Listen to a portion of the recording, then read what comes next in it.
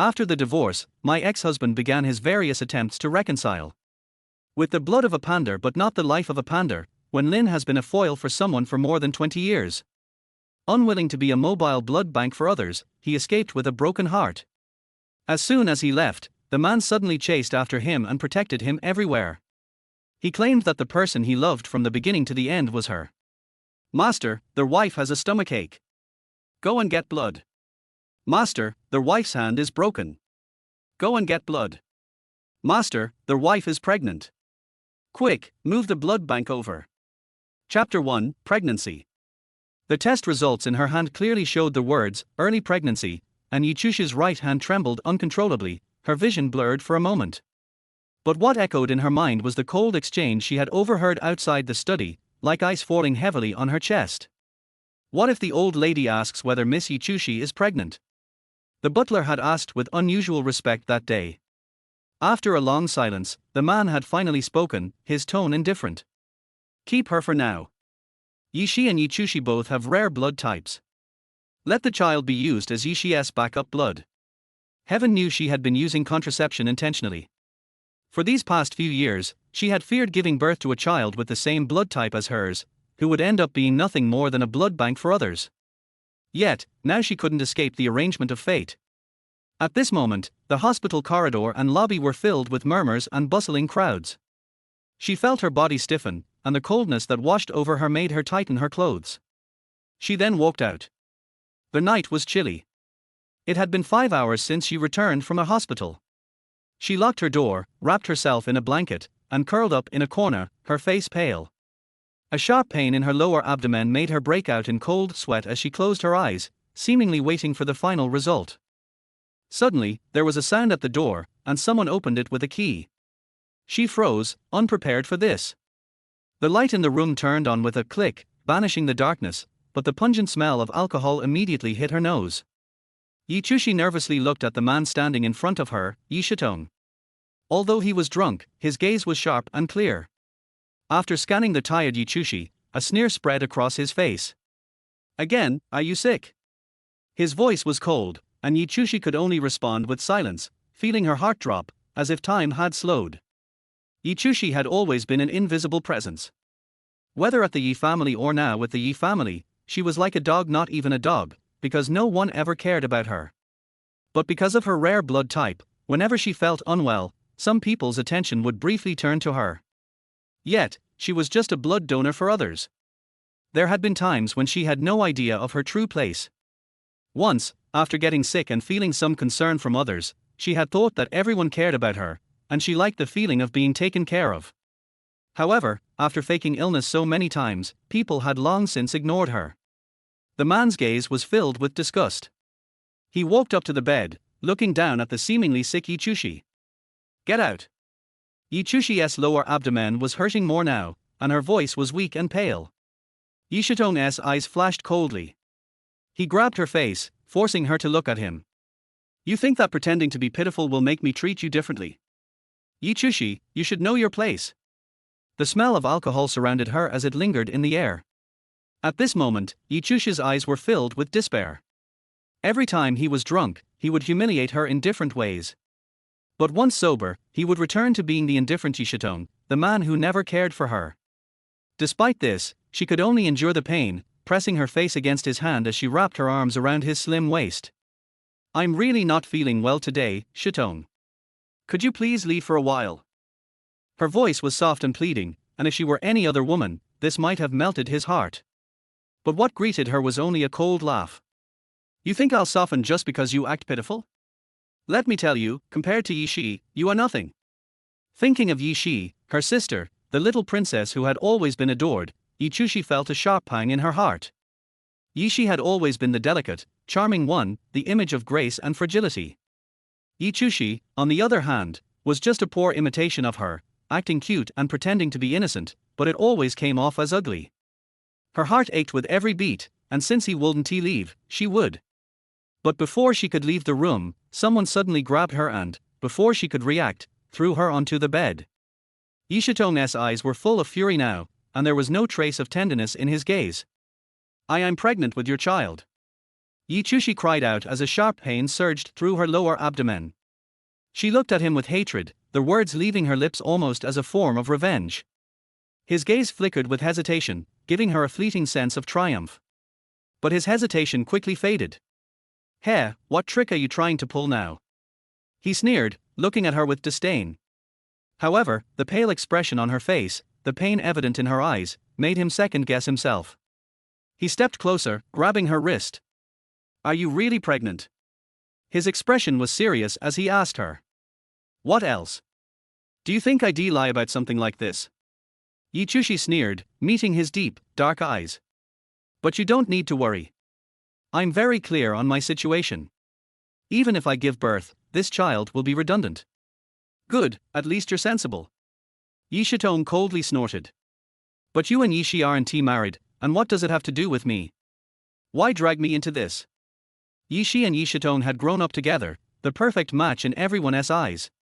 They had been about to get married, but for some unknown reason, Yi Shi had disappeared, and Yi Chushi was forcibly married to him.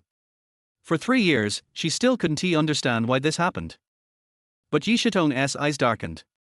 Slowly, he sat beside her on the bed and reached up to gently stroke her cheek. His mind drifted back to 3 years ago when he had almost gone crazy after hearing that Yi Shi had disappeared. It was then that he received a text message from Yi Shi. "I'm sorry, I didn't know Yi Chushi liked you. Yi Chushi has confessed her feelings for you. I'll step aside, so don't worry about me, okay?" He could still remember every word of that text, and from that moment on, his hatred for Yi Chushi had only grown. "You should be grateful that you still have this blood of yours, or else, you wouldn't even deserve to lie here." His tone wasn't harsh, but each word was like a blade, suffocating her. "Obviously, it was you who forced me. I never wanted to marry you." Yi Chushi shouted angrily. "Is that so? Then tell me, why were you in my bed that night? You were so eager, and now you're trying to deny it." Yi Shitong's grip tightened, making Yi Chushi wince in pain. "I didn't know it was you."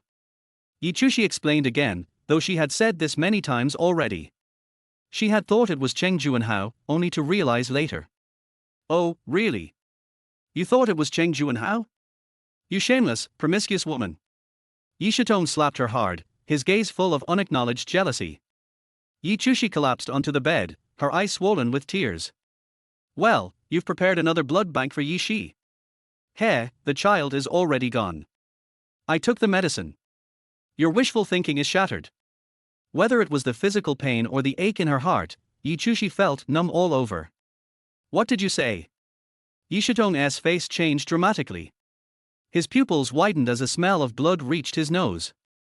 Looking down, he saw the dark red blood staining the sheets, a sight that left him horrified. Chapter 2, Miscarriage. The sound of medical equipment filled Yi Chushi's ears, and in her dazed state, she vaguely heard the words, "severe hemorrhaging." "Am I going to die?" "Maybe dying wouldn't be so bad, at least I wouldn't have to live for others anymore." Her body felt cold, and she could sense the chill of blood leaving her body. "The patient has a rare blood type, there's a shortage of blood supply. Mr. Yi has a blood bank. Mr. Yi cannot be reached. I heard Miss Yi Shi has returned. Urgent, we need a family member's signature. Is there no one from the Yi family?"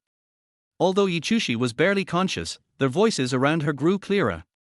A sigh was heard, and she sensed the doctor's sympathy for her, as if they were waiting for her to die. "If I die like this, would Yi Shitong be happy? Then no one would trouble him anymore. Hurry, apply for blood. If anything happens, I will take responsibility. Save her." A panicked male voice rang out, echoing loudly in the quiet operating room. The man was shouting like a prisoner at the end of his life, helplessly scrambling.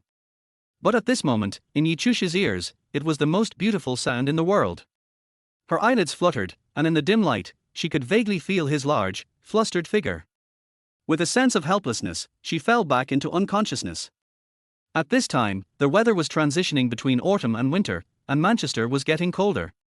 Yi Chushi had been in the hospital for almost a month, but during this time, no one had come to see her. She felt like an isolated patient. Cheng Juanhao had tried several times to visit, but was turned away. Yi Shitong had long arranged for people to guard outside.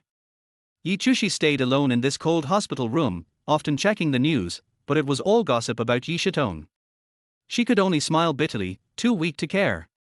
Finally, the day came for her discharge. She leisurely completed all the formalities and suddenly realized that she seemed to be an insignificant presence. Just as she was about to take a taxi out, a man in a suit suddenly stood respectfully in front of her. "Mr. Yi asks that Miss Yi come with me." A black Maserati was already parked next to him. "I'm not going." She refused directly. But before she could take a few steps, the man blocked her way again. "Your mother has borrowed more than 200,000 from Mr. Yi because of gambling debts." Yi Chushi stared at him, took a deep breath, and reluctantly got into the car. The well-performing car quickly stopped at Manchester's largest clubhouse, one of the Yi family's properties. It was grand and luxurious, with few people, but those who were present were all big-name business magnates. Yi Chushi, with her plain face and somewhat worn appearance, didn't care for makeup and looked understated and elegant. The waiter gestured for her to go inside, and as she stepped in, all eyes in the room turned to her. Yi Shitong was standing in the center, holding a glass of red wine, with two heavily made-up blonde beauties sitting on either side of him. When Yi Shitong saw her, his gaze paused for a moment, then he beckoned her over, as if calling for a dog. Yi Chushi suppressed her anger, lowered her head to hide her expression, and slowly walked to his side. But before she could sit down, he suddenly pulled her into his arms. "Mr. Wang, this is my wife. Haven't you always wanted to see her?" Yi Shitong pinched her face, positioning her under the spotlight for Mr. Wang to see. "Oh. Compared to Miss Yi Shi, Mrs. Yi really pales in comparison." Mr. Wang leered at Yi Chushi, his gaze scanning her body, while his round belly moved with his speech. Afterward, he began groping the women beside him. Yi Chushi turned her face away, unwilling to be insulted this way. She has no comparison to Yi Shi, but it seems Mr. Wang doesn't mind. As soon as he finished speaking, Yi Shitong shoved Yi Chushi directly toward the round-bellied Mr. Wang. Let Mr. Wang have some fun. At this moment, Yi Chushi's heart sank. She turned to face Yi Shitong with widened eyes, unable to believe he would say such things. "Don't just stand there." Yi Shitong scolded loudly, then pulled a woman into his arms with affection, making the scene even more revolting. Everyone's mocking eyes were on Yi Chushi, as if waiting for her to make a fool of herself. Yi Chushi felt like a clown standing in the midst of everyone's malicious stares. She held back her humiliation and anger, taking deep breaths to stop herself from reacting. But this was all Yi Shitong's intention. In anger, she suddenly smiled, a smile full of pain and helplessness. She then walked toward Mr. Wang, sat beside him, and poured 2 glasses of wine, handing one directly to his hand. Mr. Wang was stunned, surprised. He had heard that Yi Shitong didn't like his wife and thought she would be humiliated to tears, but right now, she seemed unaffected, as if nothing was wrong. Looking at Yi Shitong, who appeared indifferent, Mr. Wang accepted the drink and took a sip. "This wine is good. Mrs. Yi, why don't you have a glass?" His eyes remained fixed on her shapely chest. Even though she wore casual clothes, Yi Chushi's figure still stood out. Yi Chushi smiled seductively, not refusing. She drank the whiskey in one go, and because she drank too quickly, a few drops slid down her chin, making Mr. Wang tighten up. He boldly reached out, pulling Yi Chushi into his arms. Seeing Yi Shitong's gaze, it only fueled his excitement. He poured more wine for both of them, completely ignoring the increasingly dark look in Yi Shitong's eyes. Yi Chushi didn't refuse. The alcohol she drank too quickly made her dizzy. After just recovering from an illness, she looked somewhat frail, and this only added to her sickly beauty. She gazed at Mr. Wang coquettishly, deliberately flirting. "How about we have a drink together?" she said in a playful tone. "Sure, let's drink together." Mr. Wang was now completely relaxed, oblivious to everything else, but Yi Chushi snatched the glass out of his hand. Chapter 3, Drinking Companion. President Wang was taken aback and stared at her in surprise. "President Wang, don't be in such a hurry. Drinking like this is really dull. How about I feed you instead?" She smiled playfully, her eyes full of allure, with every gesture exuding charm. Everyone was stunned. They didn't expect her to have such a personality. They glanced at Yi Shitong, confused. Before they could speculate on Yi Shitong's thoughts, they saw Yi Chushi bringing the glass to her lips. "Don't drink from the cup. How about I use my mouth instead?" Just as she said this, she pressed her lips together, preparing to offer her kiss. However, Yi Shitong abruptly pulled her toward him. Yichushi lost her balance, falling to the ground. The glass shattered, and as she tried to stop herself, her hand pressed down on the broken pieces, cutting her flesh in the process.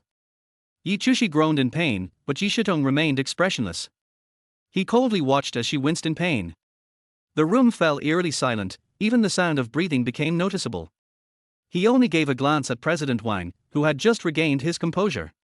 He immediately froze, sweating profusely, and worried. Yishitong let out a cold snort, leading his group to leave hastily. President Wang, seeing this, quickly stood up, fearing the consequences. He gave a signal, and his subordinates followed, rushing out. At that moment, in the large room, Yichushi was the only one lying on the floor. Struggling, she managed to get up and noticed that both her wrists and arms were scratched by the shards. She sat on a nearby sofa, trying to treat her wounds, but the blood still soaked through her clothes. As she exited the private room, people around her gave curious looks. Some of them knew her and understood her position in the Yi family, feeling sympathy for her. Yichushi walked with heavy steps, ignoring the onlookers' gazes, and staggered out of the club. From that day on, her relationship with Yishitong became more distant. The Yi family was shrouded in silence, and Yichushi moved to the guest room downstairs. Yishitong remained absent for many days. When he did show up, it was always late, and the two grew even more estranged. The gossip around them intensified, but Yichushi paid no attention. She enjoyed painting and designing, so she locked herself in her studio, losing herself in work and ignoring everything else. Uploading her work online, she received more positive feedback. Reading the encouraging comments lifted her spirits significantly. This online identity was the only thing that truly belonged to her. Here, she had loyal fans, and in this circle, she finally felt valued and gained a small amount of fame. Suddenly, a news alert popped up on her computer. Yishitong, CEO of E Corporation, secretly meets with lover late at night, sparking rumors. Several gifs appeared, and she recognized Yishitong and Yishi's figures. They truly seemed like a perfect match. From their meeting at the hotel to entering the room and their passionate embrace as Yishitong left, the footage was so clear that it was impossible not to believe it. 3 years had passed, but Yishi still maintained her elegant demeanor, and even though the pictures were blurry, her beauty was undeniable. Yichushi closed the window and continued reading her fans' comments. Her phone suddenly rang, and seeing her friend Kang Ying's number, she shook her head in resignation. "Come drink with me." Kang Ying's loud voice made Yichushi move the phone a bit further away, agreeing before hanging up. Yichushi knew very well what Kang Ying's intentions were. She just wanted to spend time with her, trying to help her relax because of Yishitong. Over the years, Yishitong's scandals had become so frequent that Yichushi had long stopped caring about them.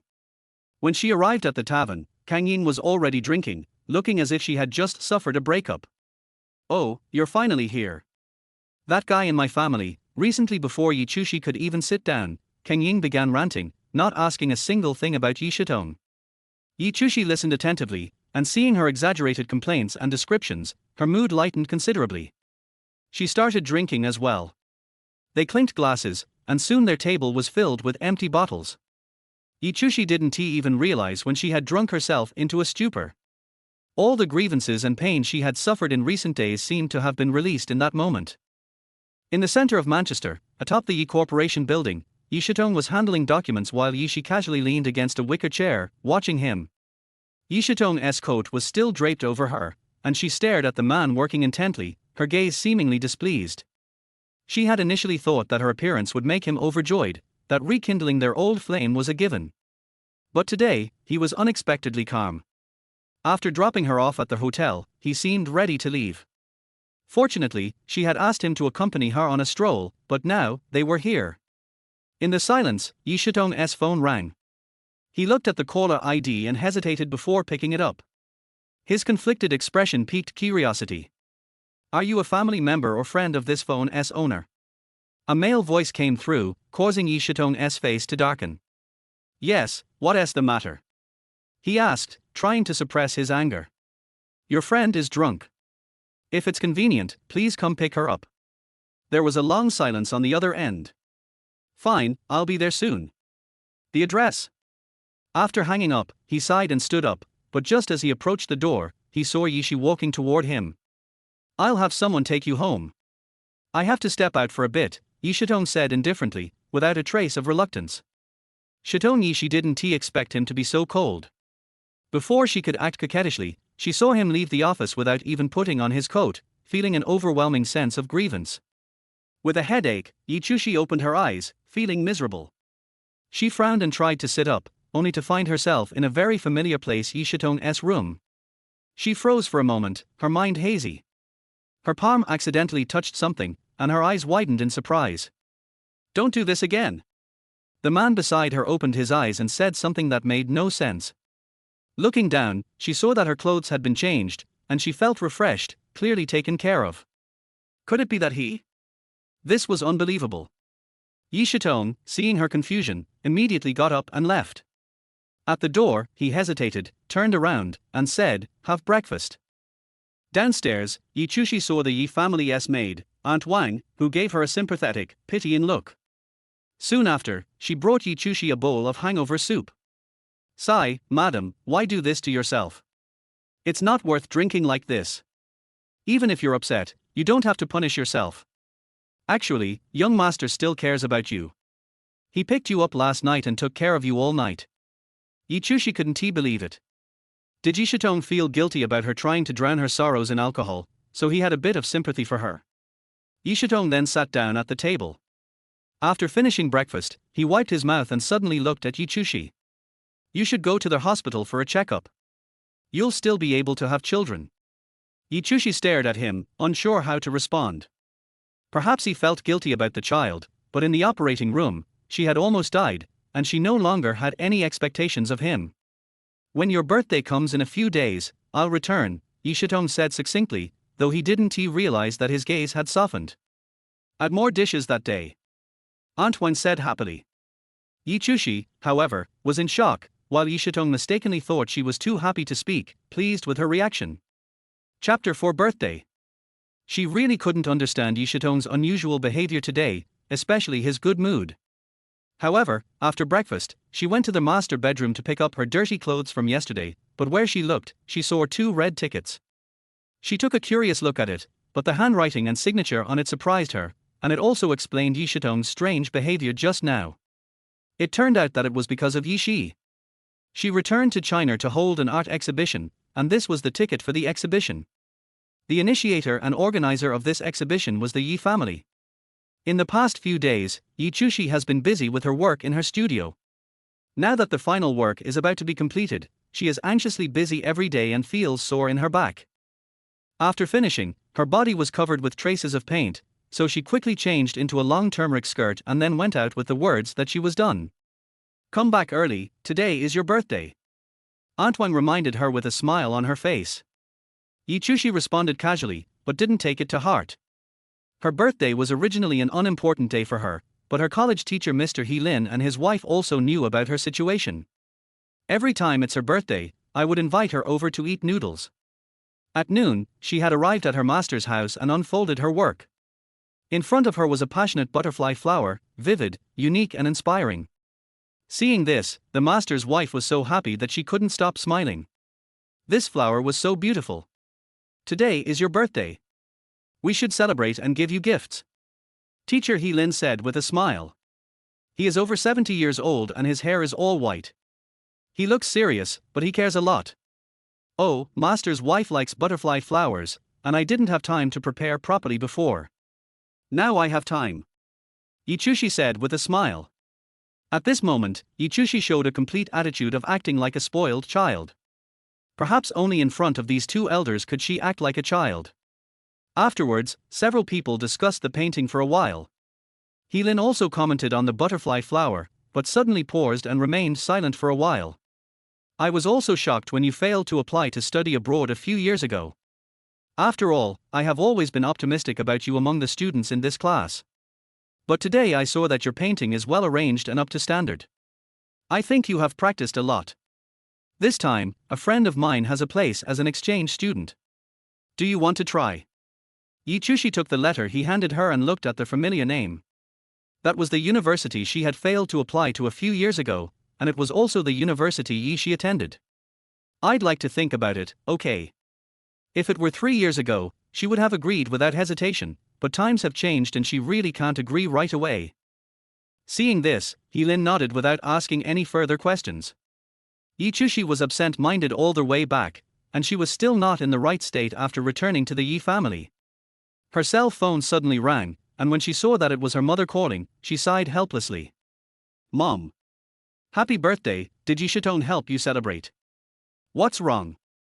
Are you out of money again? Yi asked with a sigh. Actually, I was thinking of waiting until your birthday is over before asking you, but the woman hesitantly began. Come on, I just helped you pay back over 200,000 yuan.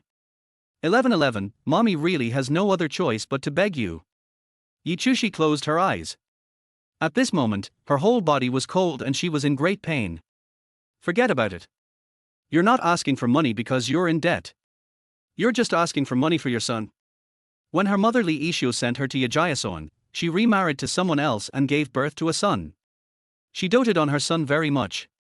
She held him in her hands for fear of dropping him, and held him in her mouth for fear of him melting. She had not gambled in the past few years, but she was just using this as an excuse to give money to her son, but she was too lazy to say it out loud.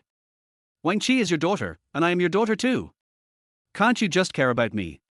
1111. Li Yishio's voice sounded a little tearful, but Yi didn't want to listen and hung up the phone directly. After returning to the Yi family, I saw a wide variety of dishes already on the table. It seemed that Aunt Wang had really prepared them. Madam, why don't you call and see if the young master is on the way, otherwise the food will get cold. You fight, I'll go upstairs and change my clothes first. Seeing that Yi was not in high spirits, Aunt Wang did not ask any more questions. Afterwards, Yi returned to her room tiredly and lay on the bed.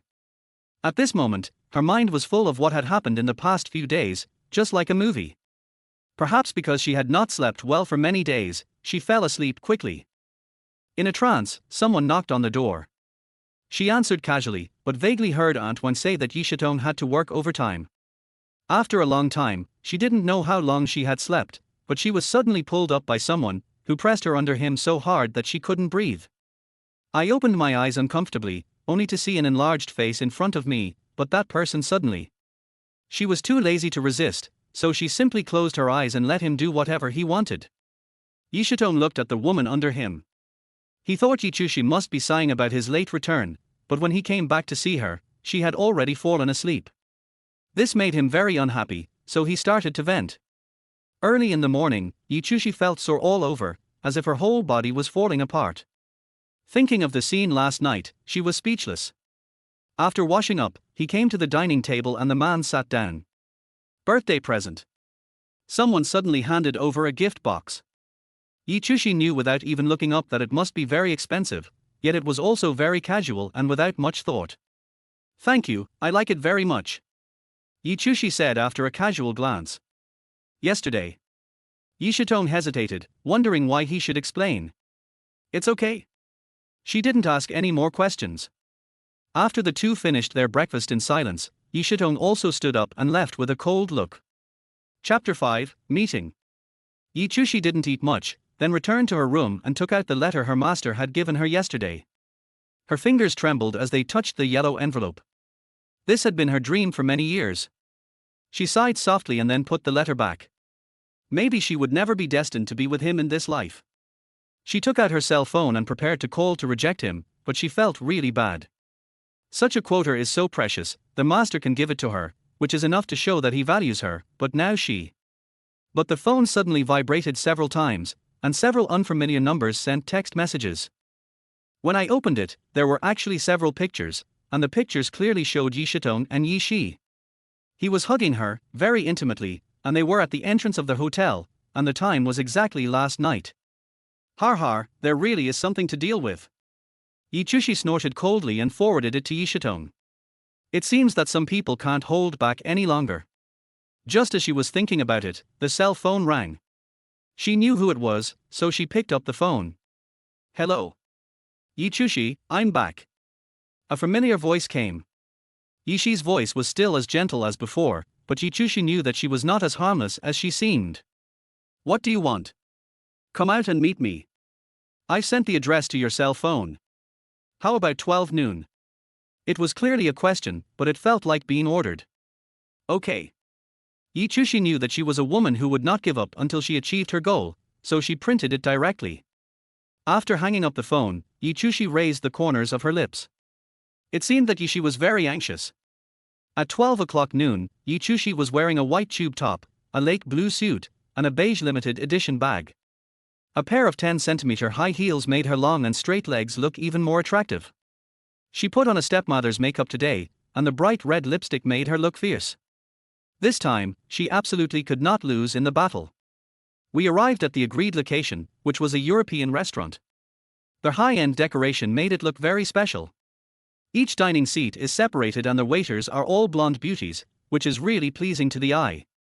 Yishi came early and was already sitting on the dining chair, patiently waiting for Yi Chushi to arrive. After not seeing her for 3 years, she has become more charming and confident. Today she is wearing a black lace dress that shows off her perfect figure. Every move she makes people feel very elegant. But Yi Chushi didn't think so. She was too lazy to care about the other person's clothes and appearance. He walked straight over and sat opposite Yishi. After putting down the bag, the two looked at each other. Long time no see, how are you? Yishi still looked harmless. Her eyes were fixed on Yi Chushi's clothes, revealing a hint of surprise. You seem to be doing well. It seems that 3 years of study have made you more confident. Yi Chushi said calmly. When the two met, they were just pretending to be polite. In fact, there was no emotion at all. The reason why she didn't want to ask Yishi was to let her say it herself. After all, some people can't help themselves and will definitely speak up. Seeing that she was silent, Yishi became a little anxious. He didn't understand why Yi Chushi was so calm this time and didn't ask any more questions.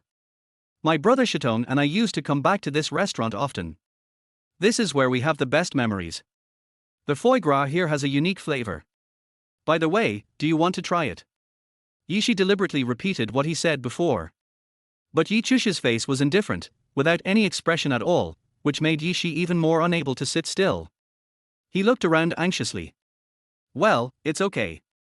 However, Yi Chushi still took a small sip out of courtesy and answered perfunctorily. Oh, by the way, I'm really sorry about last night. I didn't know it was your birthday, otherwise I wouldn't have wasted Brother Shitong's time. Yishi raised his eyebrows and said with a somewhat provocative look, as if showing off something. But she didn't sound apologetic at all, and her face looked smug. I should be the one to say sorry. After all, the position of Mrs. Yi should have been yours. Yi Chushi suddenly raised the corners of her lips and said while staring into Yishi's eyes. Yishi's face finally darkened. She didn't expect Yi Chushi to say that. This surprised her, but she really miscalculated this time. At first, she thought that Yi Shitong would wait for her no matter how long it took, but before she left, she didn't expect that he would actually marry Yi Chushi into the Yi family. But now when she came back again, Yi Shitong still treated Mo Yarn coldly, which made her really uncomfortable.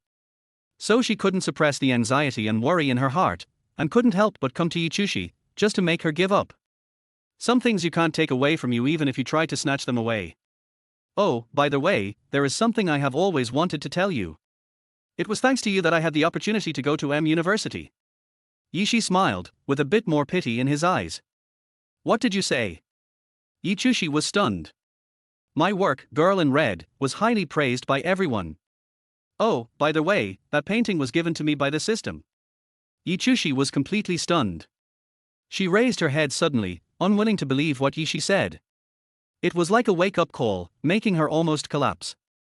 She had worked hard on this painting for 3 months, but Yi Shitong just gave it away. He loved her in the beginning and gave her up with great reluctance, but what did he do now? He actually gave her hard work directly to someone else. She felt more and more painful in her heart, and a wave of anger swept through her body. You called me here, so you must have something else to say. Yi Chushi tried to remain calm and asked again. What I want to say is that since you know all this, you should also understand what position you hold in Brother Shitong's heart. Instead of occupying this position, why not withdraw immediately? Yishi raised his eyebrows and spoke very confidently. Don't you think you're boring? In fact, you also know that the position of Mrs. Yi is just a matter of Yi Shitong's words. As long as he agrees, I will leave immediately. As for you, you can't deal with the man, so you come to me. I think it's not smart to do so. Yi Chushi sneered at the woman in front of her, put down a few $100 bills, then stood up and left. Yishi's face drooped instantly, and the confident look in his eyes dimmed at this moment, filled with viciousness, as if he wanted to see through Yichushi. But Yichushi was not as calm as she seemed. On their way back, her heart was trembling. This time she really couldn't bear it anymore. Yishitone was like a devil. Not only did he not treat her as his wife, he also humiliated her in every way, but he actually gave her work to others. This was something she couldn't tolerate, and it was also her last bottom line. Chapter 6 Your Dream. Yichushi returned to the villa, and the housekeeper came to greet her. Because of his sour face, she didn't dare to ask more questions. However, Yichushi had never had a status in this family, so the housekeeper moved his body and turned around, but still couldn't help asking one more question.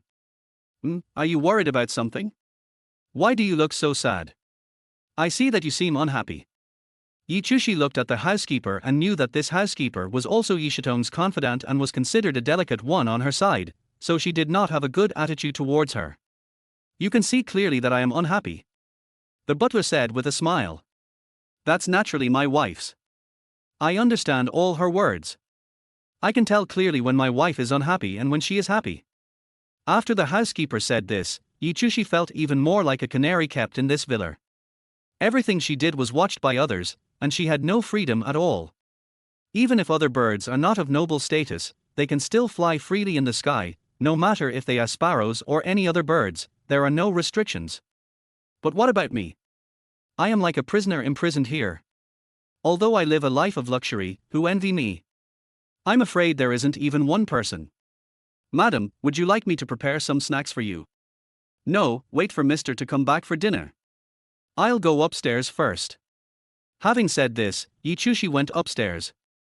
But what he didn't expect was that Yishitone had already returned and was in the bedroom, taking off his tie. So Yichushi walked in with a bad temper and bumped into Yishitone. She was caught off guard and was stunned. Why are you back? What's wrong? Is it weird that I'm at home? Yishitone answered calmly without any expression. Yichushi suppressed her anger to the deepest part of her heart and didn't know what to say. If she suddenly got angry at the man, he wouldn't be able to do it. But the anger was suppressed in the deepest part of her heart and would come out from time to time. So Yichushi was not happy with Yishitone. Nothing, I'm just wondering, you should be at the company at this time, why are you at home? You don't want me at home.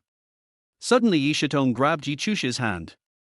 Yichushi originally wanted to break free from Yishitone, but she found that Yishitone was very strong and she couldn't break free at all. So he just said something random. Even if I didn't want you at home, you would definitely show up, so this is just my fantasy. This sentence was very clear, meaning that Yichushi really didn't want Yishitone to be at home, so Xiaoming got furious when he heard this. Do you know who you are talking to now? Yichushi smiled. Of course I know who I'm talking to. I'm talking to my husband. The provocative nickname of the little monkey was entirely due to the painting, but Yishitone didn't know that, so he thought that Yichushi had really gone mad today. He still held Yichushi's hand and wouldn't let her leave. Yichushi turned around and glanced at Yishitone, her eyes full of resentment. You're not going to let me go? Are the two of us going to be stuck here? You seem particularly unhappy with me today. Of course I'm not satisfied. If it weren't for you, I wouldn't have done that. If there had been that incident, the child would have been aborted cleanly. Did you know that child is half mine? Yichushi thought, let us not talk about the child, just the matter of that painting is enough to get you into trouble. It's the past, what is there for us to discuss here? Yichushi is someone you want to discuss, not someone I want to discuss. You should reflect on yourself. As my wife, is it really reasonable for you to do such a thing? Yichushi sneered after hearing this, with indifference in her eyes. What do you mean by reasonable? Is it reasonable for you to marry me and torture me? At this time, Yishitone suddenly grabbed Yichushi's waist and held her in his arms, like a prey, wanting to eat her alive. Do you think I am abusing you and torturing you? Yichushi struggled desperately. Would he let Yishitone succeed this time? Did he want to fulfill his responsibilities as a husband in broad daylight? Whether you go home or do something else, it's not time for me to pay my taxes yet. Yishitone let go of Yichushi and laughed, but there was also a hint of murderous intent in his laughter. You are quite bold. I am bold, but I am not as bold as you, young master. Do you know what happens if you talk back to me? What happened to you today? How can you be so bold? Yishitone was not willing to blame Yichushi for anything. Instead, he felt that Yichushi's attitude today was a bit strange, so he asked him. Yichushi vaguely thought about the painting in her mind. So he finally couldn't help it. Do you know what you have done? Your question is really strange. How should I know what I have done? You have to tell me. Okay, let me tell you, is that the painting of mine you gave to Yishi? How many years have passed? Are you still thinking about your dream? I always remember what you said. Although you are an art student, you are married now. You are completely separated from your dream. Do you understand? Yishitone said this while grabbing Yichushi's chin. Even though Yichushi had difficulty breathing, she had to speak. My dream, do you know what my dream is? My dream is great, my dream is the most beautiful, and you are the biggest nightmare in my life. It is said that you have to go through nightmares to see beautiful things, so I will endure it. You said that I will never be able to get along with you in this life, and I don't want to do it anymore, but who knows? Yishitone let go of Yichushi, his eyes filled with bloodshot like a wild beast. I know what you're talking about. It's nothing more than the picture of the girl in red. You still remember it. It seems that this incident is deeply engraved in your mind, right, young master? When Yishitone heard Yichushi say this to him, he immediately turned around and questioned him. I paid a high price for the girl in red. I can give it to anyone I want. You have no right to ask me. Yichushi became excited all of a sudden, but the painting of the girl in red was his work, but suddenly it became Yishi's work, which was unacceptable to any painter. Do you know that the painting of the girl in red is my own work? Of course I know that, but you also know that money can make the devil work. I can do anything with money. Fart. Chapter 7, Not Feeling Warm. Yichushi cursed loudly, completely disregarding the other party's face. When Yishitone heard Yichushi say this, he was naturally very angry, but his face suddenly showed up. His face suddenly turned cold. Say it again. You're talking nonsense. You don't understand people like us who have dreams because you don't have any dreams at all. How can a person without dreams understand a person with dreams? Yishitone's face became darker. He pulled at his tie and changed it in the dressing room. At this time, Yishitone's assistant, Chiozakai, came and knocked on the door. Yichushi then realized that even Chiozakai was at home and that she had neglected it. Sir, the time has come. Yishitone replied calmly. I understand. Go wait outside and start the car. Then there was no sound at the door. Yichushi looked at Yishitone, slowly put on his tie, then picked up his suit and prepared to go out. Yichushi thought Yishitone was not going out today, but she didn't expect that he just went back to their house to change clothes. She suddenly felt relieved. It's better that this demon has left. I really don't want to see this demon. Yishitone was just about to walk out the door when he suddenly stopped. You can't go anywhere today. Rest at home and don't go out anymore. Yichushi had no idea what Yishitone was thinking. Yishitone just wanted Yichushi to have a rest, but the two of them were communicating in very sharp tones, so naturally they couldn't sense each other's intentions. At this time, Yichushi felt that the man was insulting her after hearing these words. After the man left, she started to smash plates and bowls. Yes, he had no rights in this family at all, so discovering this was the easiest thing for him to do. The housekeeper did not come over to deal with the situation. He waited until Yichushi had vented her temper before he silently called a few people to come and clean up the situation. Yichushi sat by the bed and watched the servants picking up the fragments, feeling very uncomfortable. You guys go out. How can that be possible? Madam, if you leave these pieces here, you will get hurt. So what if you hurt me? My heart has already died. It doesn't matter what happened last time or twice. The servants were already used to hearing Yichushi's words, so they didn't take them to heart at all. Seeing that they didn't leave, Yichushi simply stood up. I told you to go out, but you didn't understand. I told you to go out. Yichushi shouted and finally drove the group of people away. But after the group of servants left, Yichushi's mood became even worse. He locked the door of his room and looked at the mess on the floor. Suddenly, he felt like his heart had sunk to the bottom of the sea, never to be pulled out again. Yishitone, Yishitone, why do you treat me like this? Why do people all over the world treat me like this? I'm just a simple person. I'm just pursuing my dreams. I just want to live a simple life, but you won't let me do what I want.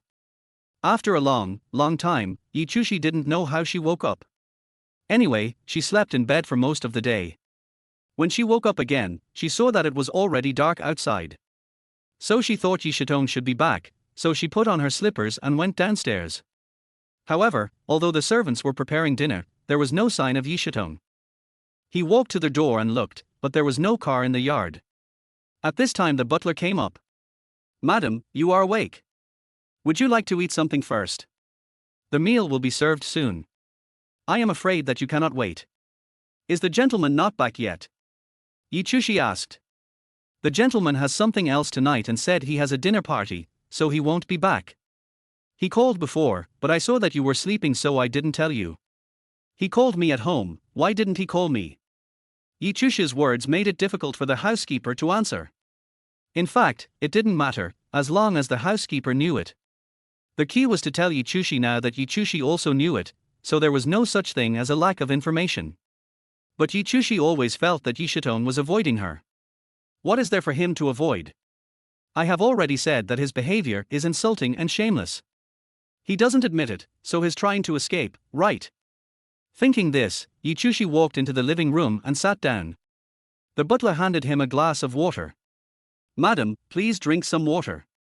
Although it is not good to drink water before a meal, you still need to moisten your throat." Yichushi took the water from the housekeeper and suddenly felt that the water was extremely cold. What's wrong? Why is the water so cold? I have no status in the family, so you guys shouldn't bully me like this, right? The butler brought the glass of water himself. "Madam, this glass of water is warm, are you?" When Yichushi took the glass of water, she indeed found that the water was warm, and the housekeeper was not deliberately making things difficult for her, so she just smiled. Yichushi, your heart is so cold now. I'm sorry, I must have seen it wrong just now. It's okay, If you think this warm water is still a little cold, I'll quickly get you a cup of hot water. No, didn't you say you wanted to eat? Hurry up and prepare dinner. Don't worry about me. I'll sit here for a while. Okay, madam, please do as you please. I will get back to work. If you have anything to ask, please teach me. Having said that, she left Yichushi's side. Yichushi was watching TV boredly when suddenly an interview with Yishitong appeared on the TV. Yishitong's identity is well known here and everyone respects him. He often appears in financial magazines and financial interviews. Although he didn't like attending these occasions, for the sake of the group's operations, he had to endure it and this face had to appear in front of the public. But the public still loves to watch his show. Because he always said only a few words in response to the host's questions, he only said no more than 56 words. Yichushi looked at the familiar Yishitong in the TV series and sighed.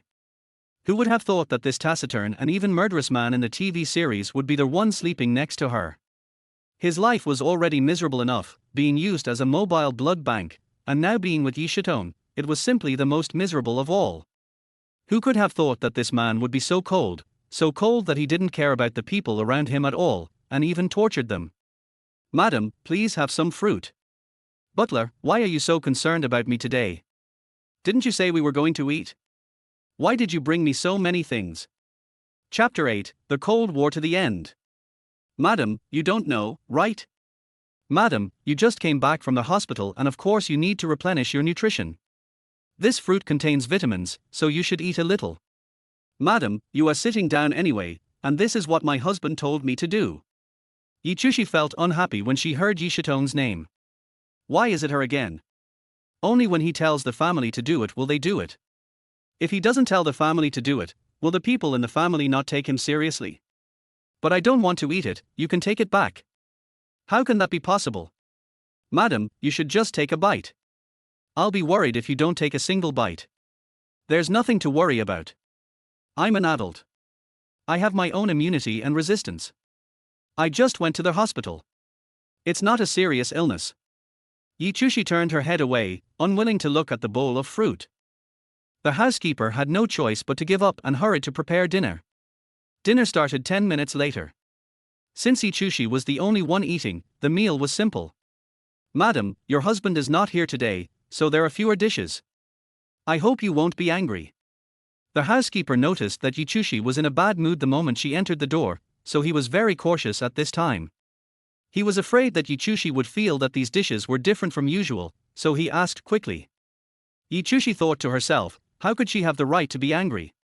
How many dishes should be eaten? Is this something you can decide? Don't you even have the right to decide whether to have a child? It doesn't matter. The reason why people eat is to live. He thought a lot of negative things in his mind, but didn't say a word. He just stayed quietly beside Yichushi and accompanied her until she finished her meal.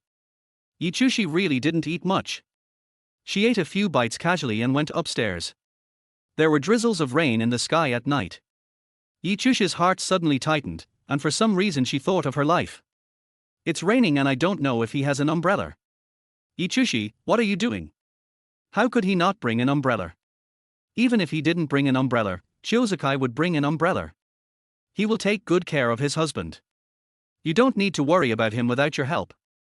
Yichushi didn't know when this feeling of love and hate formed. Anyway, after being with Yishitong for so many years, she inexplicably developed such feelings. Sometimes she hated Yishitong to the core, but sometimes she couldn't help but want to care about him. Yichushi found an excuse for this kind of feeling. It was because she and Yishitong had been together day and night, and she cared about her because she was too kind. But sometimes she thought that this reason really didn't make sense. Who would care about their enemy? Could it be that she was really so naive? Yichushi looked at the noise outside the window and felt sleepy, so he took his things and went to the bathroom to take a shower. After the shower, the bedroom was still empty, and Yishitong had not returned. At this time, he looked at his mobile phone and it was already 9 o'clock in the evening. It's so late, why hasn't he come back yet? Yichushi began to really worry about Yishitong. I haven't heard of any important business news from Yishitong recently. Why hasn't he come back yet even though it's raining so late? Could something have really happened? Yichushi couldn't sleep, so she casually browsed her phone. Because of what Yishi had said to her during the day, Yichushi was interested and searched for related information. Sure enough, in Yishi's college materials, the words of the girl in red were attributed to him. Yichushi was not very angry at first, but when she saw this solid evidence, she became angry again. It seems that what I said was right. The girl in red really wanted to be sold to him. If he hadn't really admired the reputation of the girl in red, how could he have studied in that university? Thinking of this, Yichushi felt that there was no need for her to care about Yishitong, so she just washed up and got into bed. Why should you show any concern to a disgusting person? Even if he dies outside, it will be good news for you. At night, Yichushi was sleeping in a daze. Suddenly he heard the door open. He knew that Yishitong had returned, so even though he was awake, he pretended not to know and continued to sleep. Listening to Yishitong walking around in the room and then going to the bathroom, and hearing the sound of water coming from the bathroom, Yichushi secretly pulled back the quilt and took a look towards the bathroom. Why would he come back? It would be so much better if he didn't come back. Yichushi was talking to herself when suddenly the bathroom door opened. Yishitong came out naked, as if she had forgotten to take something. Yichushi quickly closed her eyes and hid in the quilt again. At this time, the man had already walked to the bed. Why are you pretending to be asleep if you're not asleep? Yishitong knew that she had been seen through, so she could only lift the quilt and look at him with her eyes. What do you want me to do? The man just glanced at Yichushi indifferently, without saying anything else, took his things and went back to the bathroom. Yichushi sighed as she watched him remain silent. It seems that the two of them are going to have a cold war until the end. After Yishitong came back from the bathroom, he fell asleep next to Yichushi without making any sound. In the past, Yishitong always dominated her and hugged her, but today, he unexpectedly turned to the side and slept. Yichushi opened her eyes and looked at that side of herself. Suddenly I couldn't sleep. Yishitong's actions seemed to tell herself that she was wrong, but it was obviously the man who was wrong. He shouldn't have sold his work to others. Why is he blaming herself now? It's ridiculous. As he was thinking about it, he fell asleep. When Yichushi woke up early the next morning, Yishitong had already disappeared. This is also very sparse, and I don't have much to do normally, and Yishitong is the president of a group, so naturally he has a lot of things to do and is very busy. I am like a small sapling nestled beside him. Although I am not tortured by wind and rain, I always feel that I am a useless person.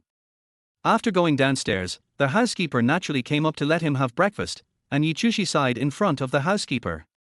"Don't help me prepare lunch. I'm going out now." After this incident, Yichushi felt that she should find something to do, otherwise she would always be a canary when Yi Shitong was sick. The canary looked beautiful, but if Yi Shitong really didn't need this canary one day, she would not be able to survive even if she flew to the vast world. When the housekeeper heard Yichushi say this, he was suddenly stunned. "But the master has told the lady to have a good rest. The lady just came back from the hospital. How can she run around everywhere?" Yichushi thought again of what Yi Shitong had told her yesterday. He did tell her not to run around, but she just didn't listen to him. Why should she listen to his every word? Why was he the one who made the decisions? Why couldn't she decide her own scope of action? Why couldn't she make the decision for herself? Why should I sell the painting of the girl in red to Yishi when I painted it myself? Chapter 9, Art Exhibition. Yichushi thought about it and later realized that this was the most important thing and the biggest fuse. If it came to the hospital matter, Yichushi could think that Yi Shitong was thinking about his own health, but he simply couldn't understand this matter. Is it because Yi Shitong wanted to block his dream and tie him to his side that he did this? But has he ever thought about how cruel this is? Think about it. It's really not appropriate for you to go out at this time. There's nothing inappropriate. I've already made up my mind. I want to go out for a walk. I'm bored at home. But if Madam is bored at home, we can think of ways to cheer her up. Would you like to watch some movies? We can ask people from a private cinema to come to your house, or we can ask people from a pet store. The housekeeper tried every possible way to prevent Yichushi from leaving, but Yichushi had made up her mind and these suggestions could not change her mind. "That's enough, stop talking. Am I the madam or are you the madam?" Of course the butler had nothing to say after hearing this and had to remain silent.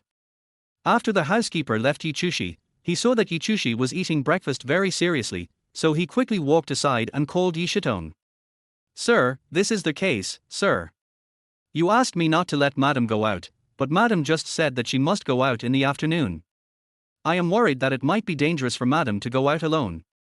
Let him break it, and get some men to follow him." "Well, since the gentleman has agreed, I won't care.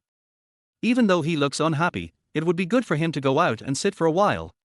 The housekeeper hung up the phone while saying this, and went to their backyard to instruct a few bodyguards that when Yichushi went out for a walk, they had to follow behind and must not let Yichushi discover her. Yichushi has always hated the idea of using bodyguards, as this would make others think that she is a rich lady, but these four words are what she is most unwilling to accept. The term rich lady was just a cage to him, so every time these words were mentioned, Yichushi would frown. After a few years, everyone knew it, so no one would touch his bottom line. After Yichushi finished her breakfast, she went upstairs to change her clothes and hurried downstairs. "Madam, you are about to go out, do you want a car? I will find a driver for you. Although I am your husband's plaything, at least I have a car. You don't have to pretend to have amnesia. Is your driver used to monitor me?" The butler fell silent again. Yichushi was a rich lady after all and could still afford a car, so when she asked this question at this time, it really hit the nail on the head. "Well then, be careful when you go out." "I'll be careful, thank you for your concern." Yichushi left the house and drove around the streets aimlessly. In fact, he didn't know where he should go. He always felt that leaving the villa would be like leaving the cage that imprisoned him, even if it was just for a while. After he drove onto the street, he thought about whether he should ask Kang Ying out for fun, so he called Kang Ying. Kang Ying happened to be free, so she agreed.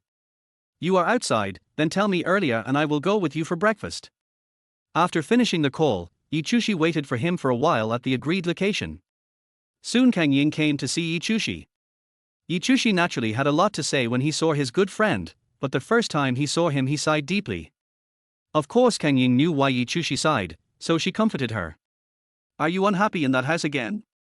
"It doesn't matter, I'm here. Tell me if you have anything to say. If that man did something wrong, I'll help you scold him." Yichushi laughed when she heard this. "Do you have the guts to scold him?" "I don't think you have the guts to scold him." Kang Ying's face also blushed at this time. "That's your young master too. I don't dare to offend him. I was just joking. Okay, let's not talk about that man anymore, let's think about where we are going." I heard there's an art exhibition in East City, but not many people go because the owner isn't very famous. There is a painter who has been famous since the beginning. Let's go and see him and appreciate his works. Okay, if you're willing, let's go together. Having said that, Yichushi went to the art exhibition with Kang Ying. But when they got there, Kang Ying realized that he didn't bring any water, so he planned to go to a nearby supermarket to buy a few bottles. Yichushi didn't want to be separated from him and always felt lonely, so she suggested going with him. Kang Ying didn't say anything and went to the supermarket with him. Unexpectedly, as soon as they entered the supermarket, they found an uninvited guest. Oh my god, why is he here? As Yichushi was speaking, Kang Ying followed Yichushi's gaze and saw that it was Yishi. Yishi, a rich girl who had just returned from studying abroad, really shouldn't be here, so even Kang Ying showed a look of surprise. Yes, why is he here? Shouldn't he be in his comfortable villa? Never mind, let's just pretend we didn't see him and try to avoid him. He just bought a few bottles of water, so he shouldn't cause any trouble. Kang Ying nodded and agreed. You're right. We shouldn't cause any trouble. It was said that these two people deliberately avoided Yishi and tried not to meet him. But sometimes fate is so strange. Although neither of them wanted to meet Yishi, Yishi met them anyway. Just as the two of them were pulling the shopping cart and preparing to turn around, they suddenly met Yishi's eyes. The three of them had already seen each other, so naturally they could only say hello. Especially Yichushi. If Yichushi avoided Yishi's gaze when she saw him, it would mean that she was afraid of Yishi, so of course she couldn't do that. So he walked up to Yishi and greeted her very openly. Ms. Yi. I didn't expect to see you here. Are you coming to the exhibition too? Yichushi paused. Could it be that he was also here to see this unknown art exhibition? How could a rich girl like her, who was studying abroad at a famous art school, come to this unknown art exhibition? What's the matter? You're not talking. It seems we are of the same mind. Let's go together.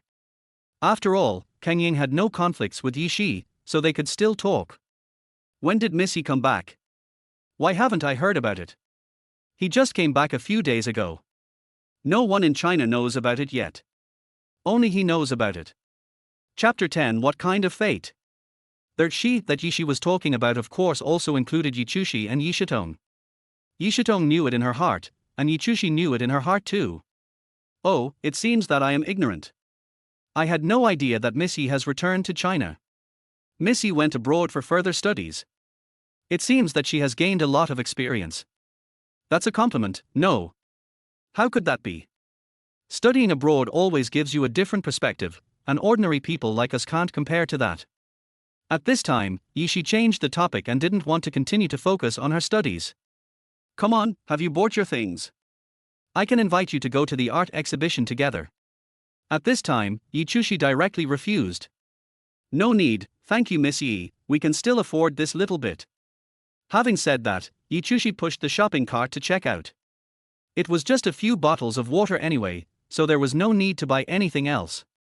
Yishi looked at Yichushi's nervous expression and smiled. What use is he to me now? The girl in red has become my work, can he still redress my grievances? It's ridiculous. If I hadn't gone abroad to study, why would I give up the position of young lady to him?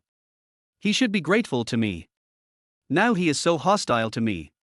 He really doesn't know how to repay the favor. Thinking of this, Yishi also walked to the place where the money was paid, and then came behind Yichushi. After Yichushi paid her own money, Yishi went over. I don't know if it was because the cashier knew Yishi, but when the cashier saw Yishi, his smile became much brighter. Miss Yi, you are finally back home. Kang Ying was very surprised, wondering how could he even recognize a cashier. Yishi. After paying the bill, Kang Ying couldn't resist her curiosity, so she asked. Ms. Yi, why did the cashier just now seem to know you? Yishi laughed at this time. Because this land belongs to my father. This answer left Xiaoli speechless. She really could not compare to rich people like them who could easily talk about how many houses they owned and how much cash they had. Oh, so that's how it is. Then this supermarket also belongs to Miss Yi's family, right? Yishi nodded. Of course, this supermarket and the exhibition are all my family's businesses, so today's exhibition center also has my contribution. If it weren't for my participation, he wouldn't have held an exhibition here. Yichushi suddenly wanted to escape at this time. Since it was Yishi's home court, why did she come here? Was she going to suffer by herself? But he had already come here, there was no way he could regret it, so he was very upset. At this time Kang Ying knew Yichushi's psychology, so she secretly pulled him aside. I didn't even know this art exhibition was related to Yishi. If I knew, I wouldn't have dragged you here. Do you think we should go with him now? Yichushi nodded resolutely. Since we're already here, how can we not go and see it? It's just an art exhibition, just to exchange ideas, it's no big deal. Really? Do you really think so in your heart? I always feel so sorry for you. I wanted to bring you out to have some fun, but I didn't expect to run into Yishi. I know there are conflicts between you and Yishi, and I have tried my best to avoid you and Yishi meeting, but I didn't expect fate to be so bad that you two still ran into each other. If you are really not suitable, I will take you away and say it's my fault. I have a stomachache or a headache. Anyway, I won't let you suffer any grievances. At this time, Yichushi smiled and held Xiaowei's hand. He knew that Kang Ying was doing this for his own good and that Kang Ying was his best friend. However, things had come to this point and he couldn't back down anymore. It's okay, Kang Ying. Think about it. If you don't step forward, he will. We can't have the upper hand nor be at a disadvantage. After figuring out what Yichushi meant, he nodded. You just want to fight for your dignity even if you don't fight for the buns, right? Yichushi nodded. Okay, I get it. I'll accompany you then. As long as you feel good, I'll accompany you in everything. Let's go to the exhibition together. But I'm quite curious. Could it be that the owner of this exhibition is related to Yishi? Otherwise, how could it be related to Yishi's family going to the convention center? At this time Yichushi also started to guess. Yishi has always been a utilitarian, so he and his family will never do anything that doesn't make money. Unless the protagonist of this exhibition has some close connection with Yishi and asks Yishi to come back, Yishi might give up this exhibition center. After all, this exhibition is free and almost no money can be made, only losses. If there is no special relationship with Yishi, how could Yishi make such an obvious decision? Maybe he's Yishi's classmate. Art students are not famous when they first graduate. We'll know when we go and take a look. So the two of them followed Yishi to the convention and exhibition center. Because there was a younger brother in front, Yichushi and Kang Ying didn't have to go through any procedures and entered through a special channel. Yichushi felt a little uncomfortable at this time, because she didn't want to take advantage of the small profit at all. But Yishi was walking behind and said that he and Kang Ying were his friends, so the group of staff had to look at him with respect. I didn't even have a chance to explain. Okay, don't be unhappy. I know you are unhappy with your life with Yishi, but you have to think about it. It is a good thing that you can take advantage of him at this time. He has already taken advantage of you so much. What if you take advantage of him a little bit now? As Kang Ying said this, Yichushi laughed happily. You're right. I should take advantage of him. Why should I let him off so easily? After saying this, Yichushi followed Yishi openly, and straightened her back to ask for those special services. He must have whatever his younger brother has. For example, if Yishi had some juice for viewing an art exhibition, he specially asked for a glass. Although such behavior was very childish, Yichushi suddenly felt the joy that a child felt when he or she got candy. Don't you two have hot water? Why do you want juice? At this time Kang Ying came out to speak for Yichushi. You can never have too much water. It takes a long time to see an art exhibition. Yishi stopped talking. He could still afford a cup of juice candy anyway. Even if it was 10 cups of juice or 100 cups of juice, he didn't care. He would give them all to Yichushi. Anyway, he had already taken advantage of Yichushi with the girl in red. After entering the main entrance of the convention and exhibition center, there were not many people inside because the exhibition had not officially started yet, but Yichushi met the protagonist of this exhibition. Chapter 11, Friends of My Enemies. A tall and thin man. The man didn't know Yichushi, but as expected, he knew Yishi. Good classmate, you are here. How is it? It's stylish for me to lend you this exhibition center, right? Of course I got a pat on the head. Thank you for your help. Otherwise, I don't know where to find a place to hold my art exhibition. How is it? How many free tickets have you sold? You know I'm not famous.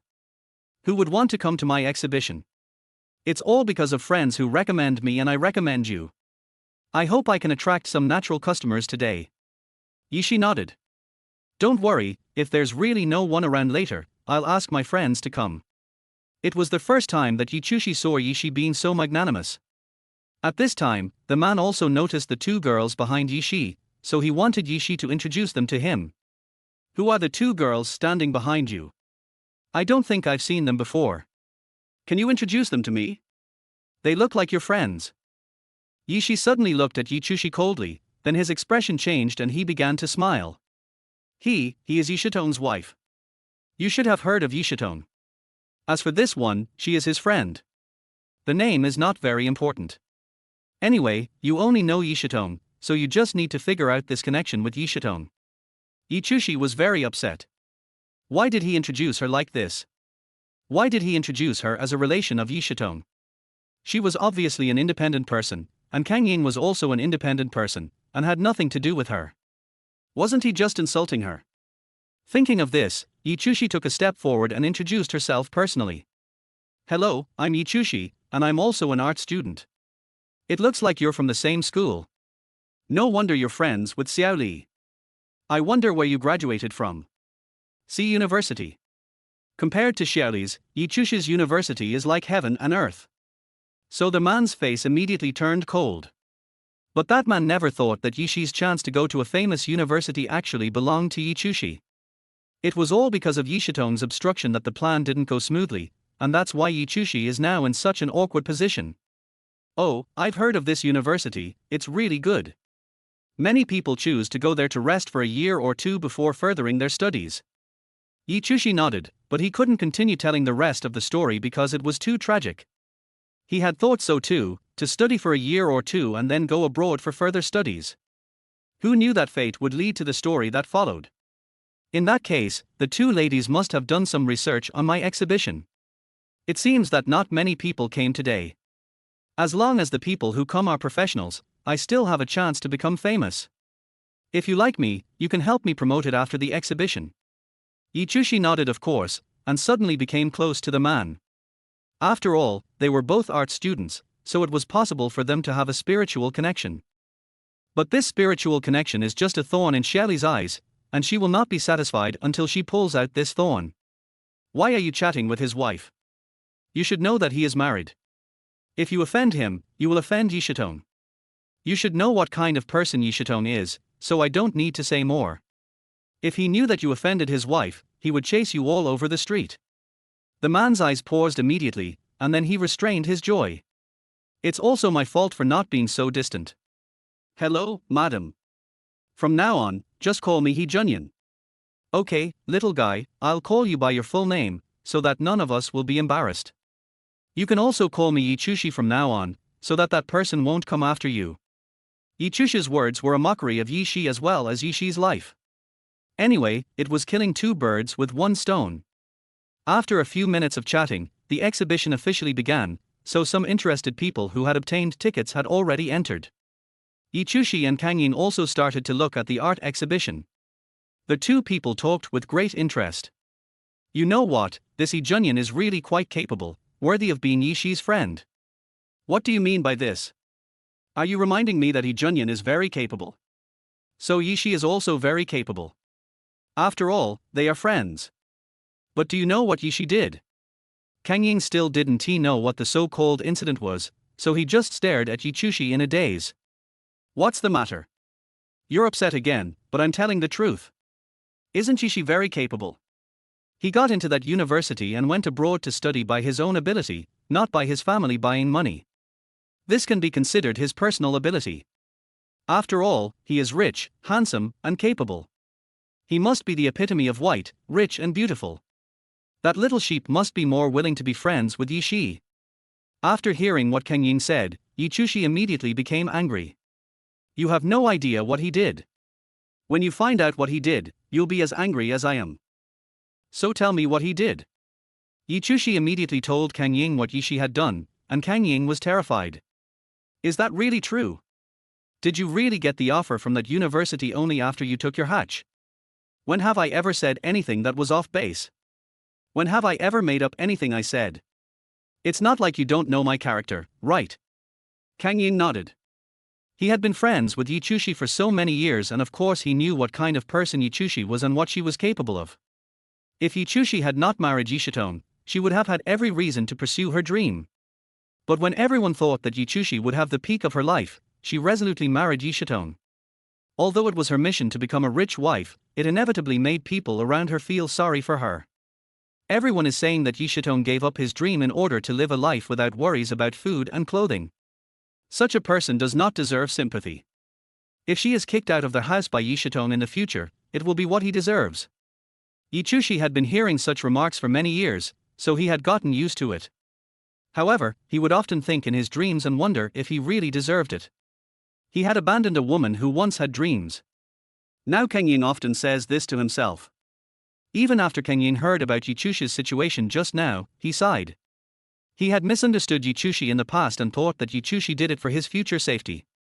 After all, he had no status in his family.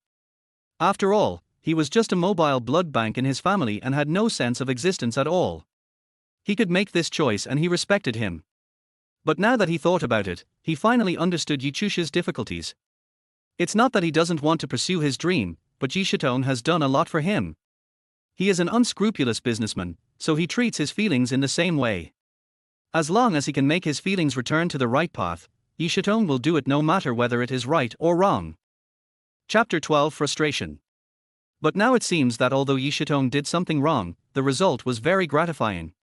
Yi Chushi really became his wife, a real young lady, and she was exactly what Yi Shitong wanted. Why did you suddenly freeze? We are here to see the art exhibition. Although I am unhappy and I am complaining to you, you can't hold it back. Move forward, otherwise Yi Shi will notice that something is wrong with us. What should we do? There is that man next to him.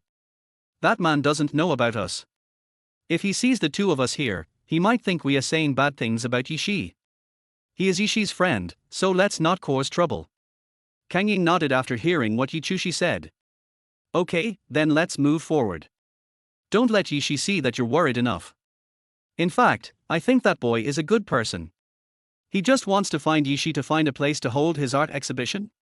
There are very few people who are so obsessed with this. Yi Chushi smiled without commenting. Just reading these two words was too obvious to her. These two words would never come back to her. Kang Ying heard Yi Chushi sigh and quickly changed the subject. Okay, let's not talk about this anymore. Let's talk about you and Yi Shitong. Are you and Yi Shitong in a cold war? Yi Chushi nodded. If he ignores me, I will ignore him too. There's nothing I can do. He really is such a fool. No normal person can forgive him. Unfortunately, what he did was in accordance with the procedure.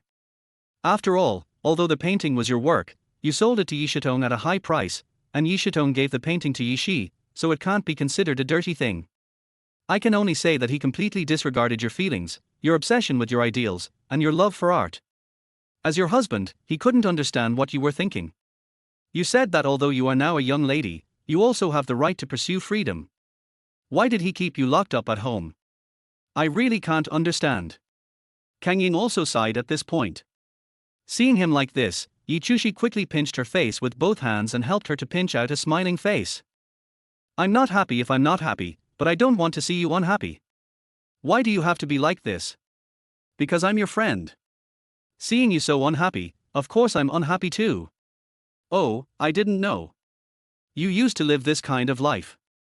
You should have told me earlier. If you had told me earlier, I would have understood your difficulties and sometimes I wouldn't have misunderstood you. When Yi Chushi heard this, she suddenly asked a question. My dear Kang Ying, have you always misunderstood me? Do you think I am a person who is greedy for wealth? But don't you think that our family is also very rich? Your family is rich, of course I know your situation. I thought you wanted to plan for your second half of life, so you married Yi Shitong. Who knew it would be like this? The two were talking when He Junyan suddenly walked over. Yi Shi had been with her, but for some reason she was not with her at this time, so He Junyan walked straight towards the two girls. Ladies, what do you think of my paintings? You studied abstract art, right?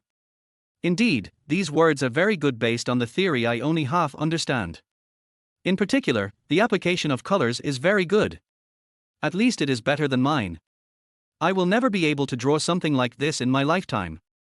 Yi Chushi was unwilling to communicate with He Junyan, so Kang Ying was the first to comment. He Junyan was naturally delighted when he heard Kang Ying say this. It seems that my studies over the past few years have not been in vain. It seems that I have learned something. Then I can show it off in the future.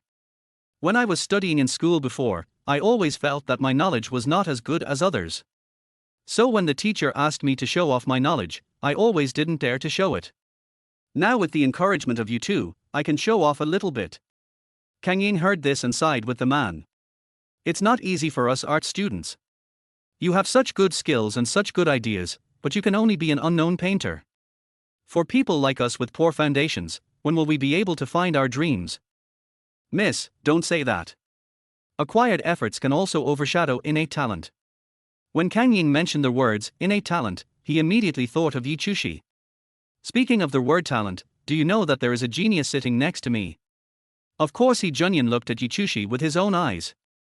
It seemed that Yi Chushi didn't want to pay attention to him, which made him very frustrated, because Yi Chushi was very beautiful and also in line with his own aesthetic concept. Moreover, after Kang Ying's words just now, He Junyan naturally became interested in Yi Chushi. You are talking about this lady. The word genius you mentioned is a great compliment. I wonder how talented she is. Can you let me see it for yourself? It's okay to see it for yourself, but let's wait for the next opportunity. After all, there is an unexpected guest here today. As Kang Yingjin was saying this, Yi Shi suddenly rushed out from somewhere, interrupting the conversation between the few people. What are you talking about? You look so mysterious.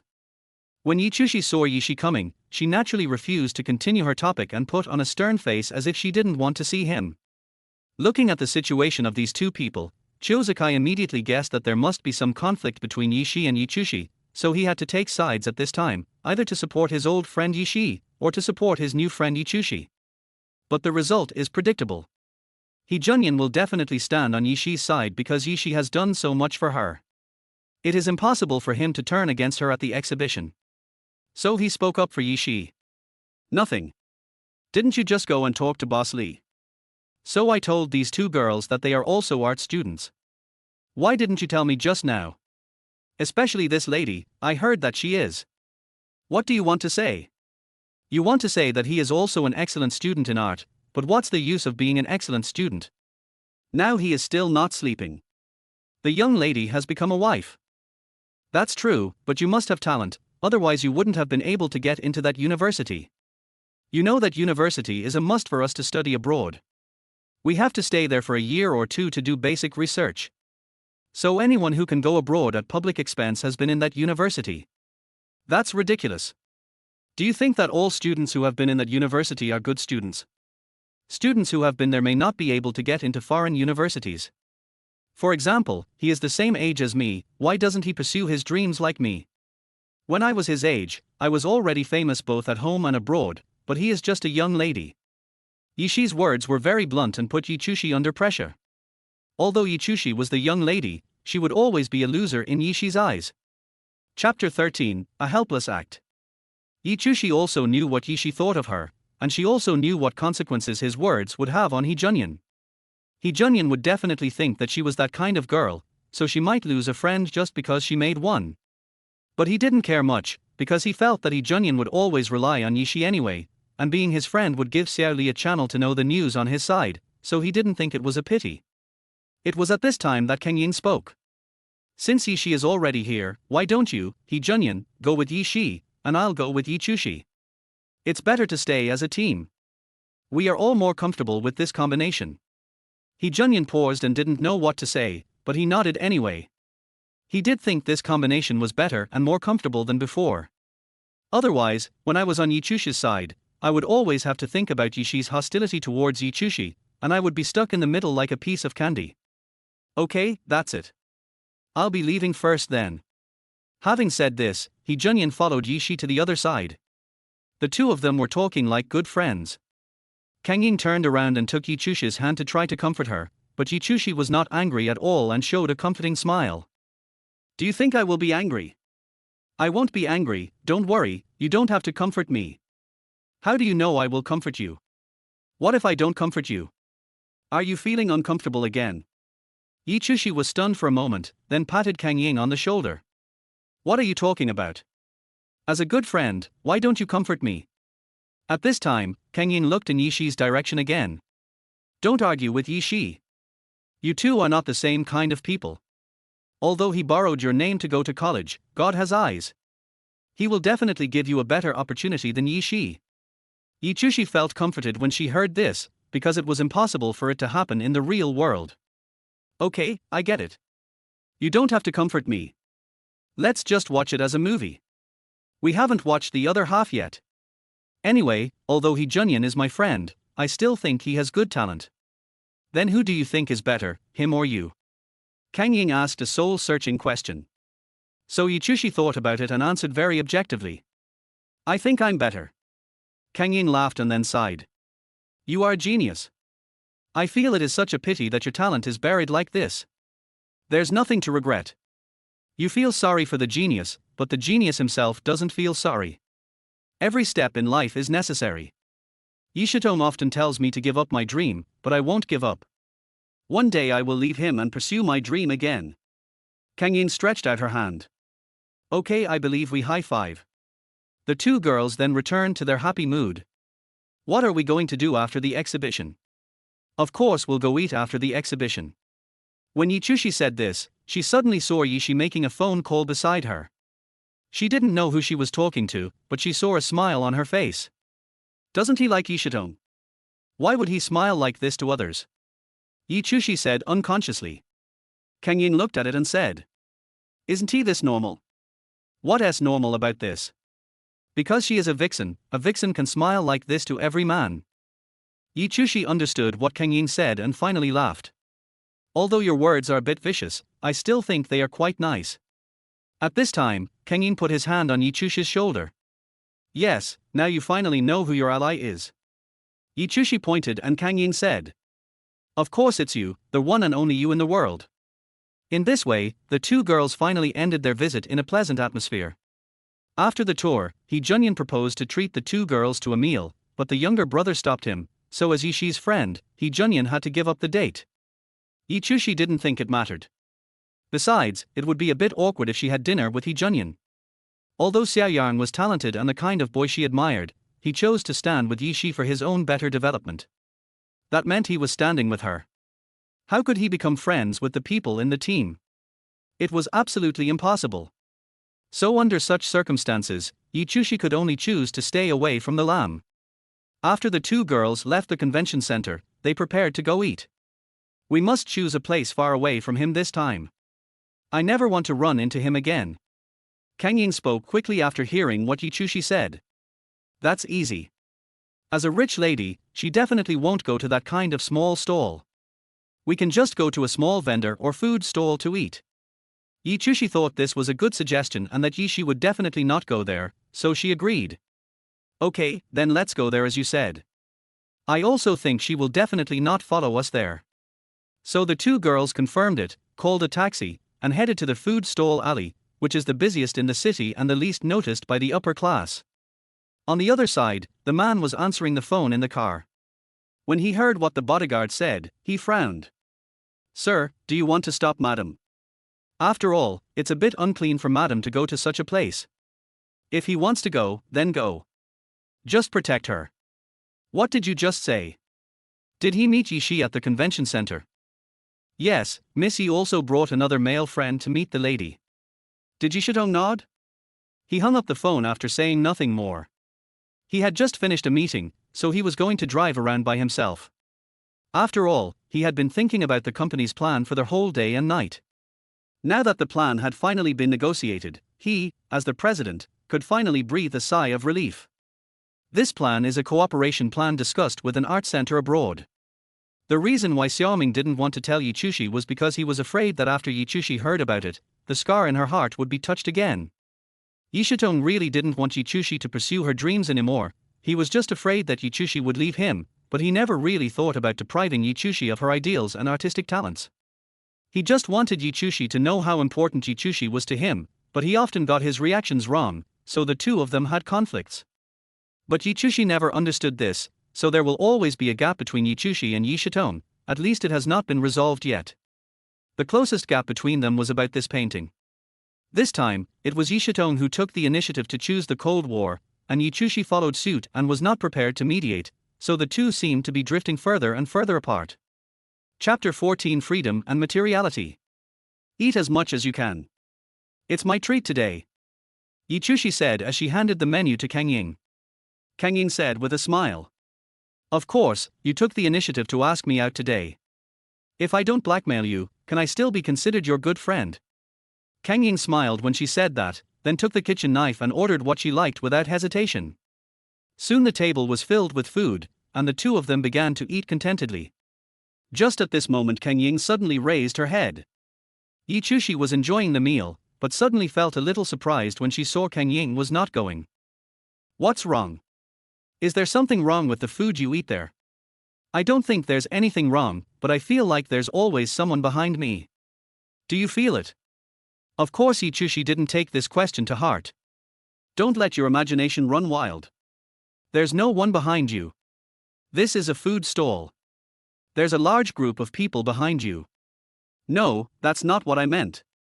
I always feel like someone is following us. Don't you think about who I am? How could someone follow me? It's because of your identity that someone is following you.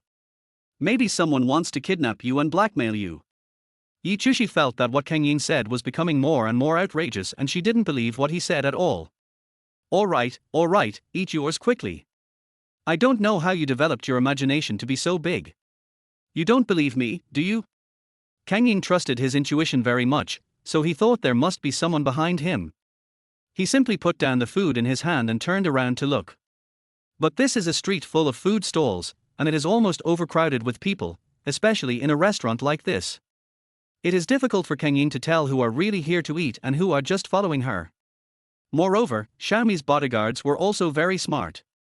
Although they were following the two of them, they also chose a table to sit down and prepare to finish their dinner, so Kang Ying could not be found at all at this time. Tell me what you found. Only if you tell me what you found can I believe you. Now that you suddenly turn around and look like this, do you feel that there is someone behind you? What I said is correct, right? You always feel that there is someone behind you because you are too nervous. I am not nervous when I take you out to play today, so why are you nervous? After Kang Ying, he turned around helplessly, then caught up with Yichushi's words and asked. Why are you so nervous? Why are you so nervous about coming out today? Why would you say that? Because Yishitong didn't let me come out, but I insisted on coming out, so I was afraid of being caught by him, and I was still quite nervous. Kang Ying nodded and ate a skewer. So he doesn't agree with you coming out? How can this young master be so unrestrained that he doesn't even give you freedom? Does he really want you to stay at home and be his mistress all day? But mistresses also have the right to go shopping. Look at those rich ladies, they all carry a lot of bags, a brand name bag on the left, a brand name bag on the right. When have they ever had time to relax? Yichushi said with a smile. You know it very well, even better than me, as if you are in this circle. Kang Ying quickly shook her head and replied. No, I don't want to be in this circle. I don't want to be in this circle. Don't count me in. I'm just saying this casually. I think the life of affluence is the most boring. People buy branded bags all day long, but do they know the stories behind these brands?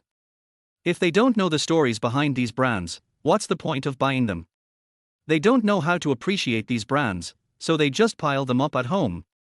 Kang Ying's talk went off on a tangent, but he didn't notice that there was a rich lady sitting next to him, so he stopped talking halfway when he realized that what he said was not right. I'm sorry, I seem to have touched your sore spot, but I didn't mean it. It doesn't matter. Have I ever blamed you? And you are telling the truth. Rich wives are not that good and are very boring. If possible, I certainly won't be a rich wife, but you also know that I am helpless. Kang Ying nodded after hearing this, then patted Yichushi and said. Don't worry, I understand your pain, so don't worry, whether you want to be a rich wife or not, I support you. Having said this, Yichushi finally laughed. Having such a good friend supporting her, she felt that she had not lost out. It's a good thing you came out to accompany me shopping and eating today, otherwise I really don't know what to do alone.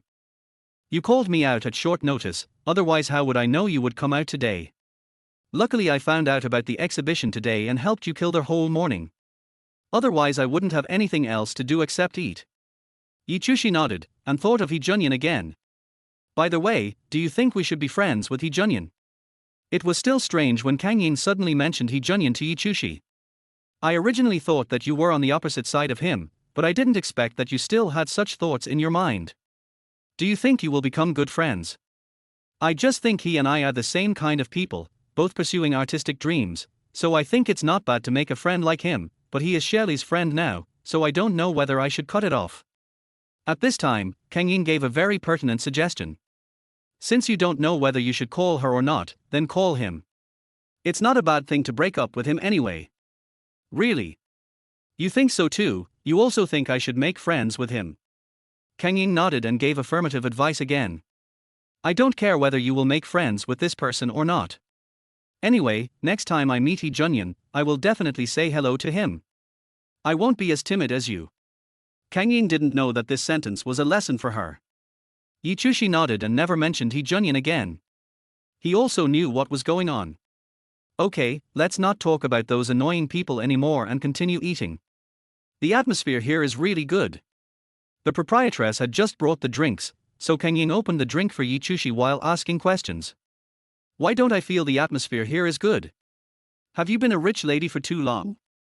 So you miss this down-to-earth feeling? Yichushi did not deny and nodded. It's good that you know how I feel. I always feel that I am the one who has a real life here. In that big villa, I always feel like I am unreal, floating in the air, without any strength. Do you know how uncomfortable I am? Chapter 15. I know how you feel. You have always pursued art, and you told me before when you were in school that your favorite art comes from life, so you hate this feeling of being out of touch with real life the most. However, the life that Yishitong brings to you is unreal. He gives you so much money to spend every day, and gives you such a good house to live in, and you don't even have to do anything by yourself, but it makes you feel uncomfortable. To be honest, can you communicate with him? I think that although this man is fat, he is not a pervert. You can communicate with him and explain your own thoughts. Maybe the relationship between you two can change. Yichushi thought this proposal was awful. In the past few years, he had tried to communicate with Yishitong, but Yishitong had never listened to him. He always felt that he should be a puppet by his side instead of pursuing his artistic dream and being a free bird. If we could really communicate, I would have been able to communicate with him a few years ago, but we couldn't, so this problem arose between us. Kang Yin frowned after hearing this. It seemed that the problem between him and Yishitong could not be solved in a short while. You are insiders, I am an outsider. I am just making a suggestion. If you feel that you cannot communicate, then don't communicate. I won't force you. But seeing you suffer so much every day and come to me to complain from time to time, I feel sorry for you. At this time Yichushi smiled, took a sip of drink, and spoke casually. It doesn't matter. I've gotten used to it over the years. Although I still feel broken sometimes, I think that all this has become the past. Can I pursue art? Although I have this obsession in my heart, I don't know whether it can become true. So sometimes it's better for me to let go. Kang Yin raised his can of Coke. That's right, let's have a drink. Being happy is the most important thing right now. It's useless to think so far ahead. No one will stop the Earth's rotation because of your unhappiness. So if that's the case, you might as well keep yourself happy all the time and not be eroded by life. Yichushi raised her can of Coke and spoke. You're right. This is exactly how it should be. We shouldn't be eroded by life, and we shouldn't be eroded by stinky men. Yichushi didn't expect that this sentence had already been passed on to Yishitong. Yishitong had already returned home at this time and was eating dinner. Listening to what the bodyguard sent on WeChat, he curled the corners of his mouth unconsciously. At this time, the housekeeper brought up the last bowl of soup. Seeing that his master was smiling, he said a few more words. Sir, what are you laughing at? You seem very happy. Nothing. Yishitong said lightly. Seeing that Yishitong refused to say anything, the housekeeper stopped asking. He was just a servant and had no responsibilities or the right to ask these questions. It's a pity that my wife is not at home today, otherwise I could have dinner with my husband. Isn't he out playing? Let him have fun. But the lady just came out of the hospital. I feel like this is not a good idea. Nothing has gone wrong so far, so let it be. As soon as Yichushi entered the door, she saw the man eating in the living room. He didn't eat in the restaurant just to wait for Yichushi to know everything. But Yichushi was unwilling to give him this face, so she went straight upstairs, pretending that she didn't see Yishitong at all. This was simply an insult to Yishitong, so Yishitong put down his chopsticks immediately. The housekeeper was watching nearby and immediately coughed, trying to call Yichushi down. But Yichushi did this on purpose, so why would she come down? She even deliberately quickened her pace.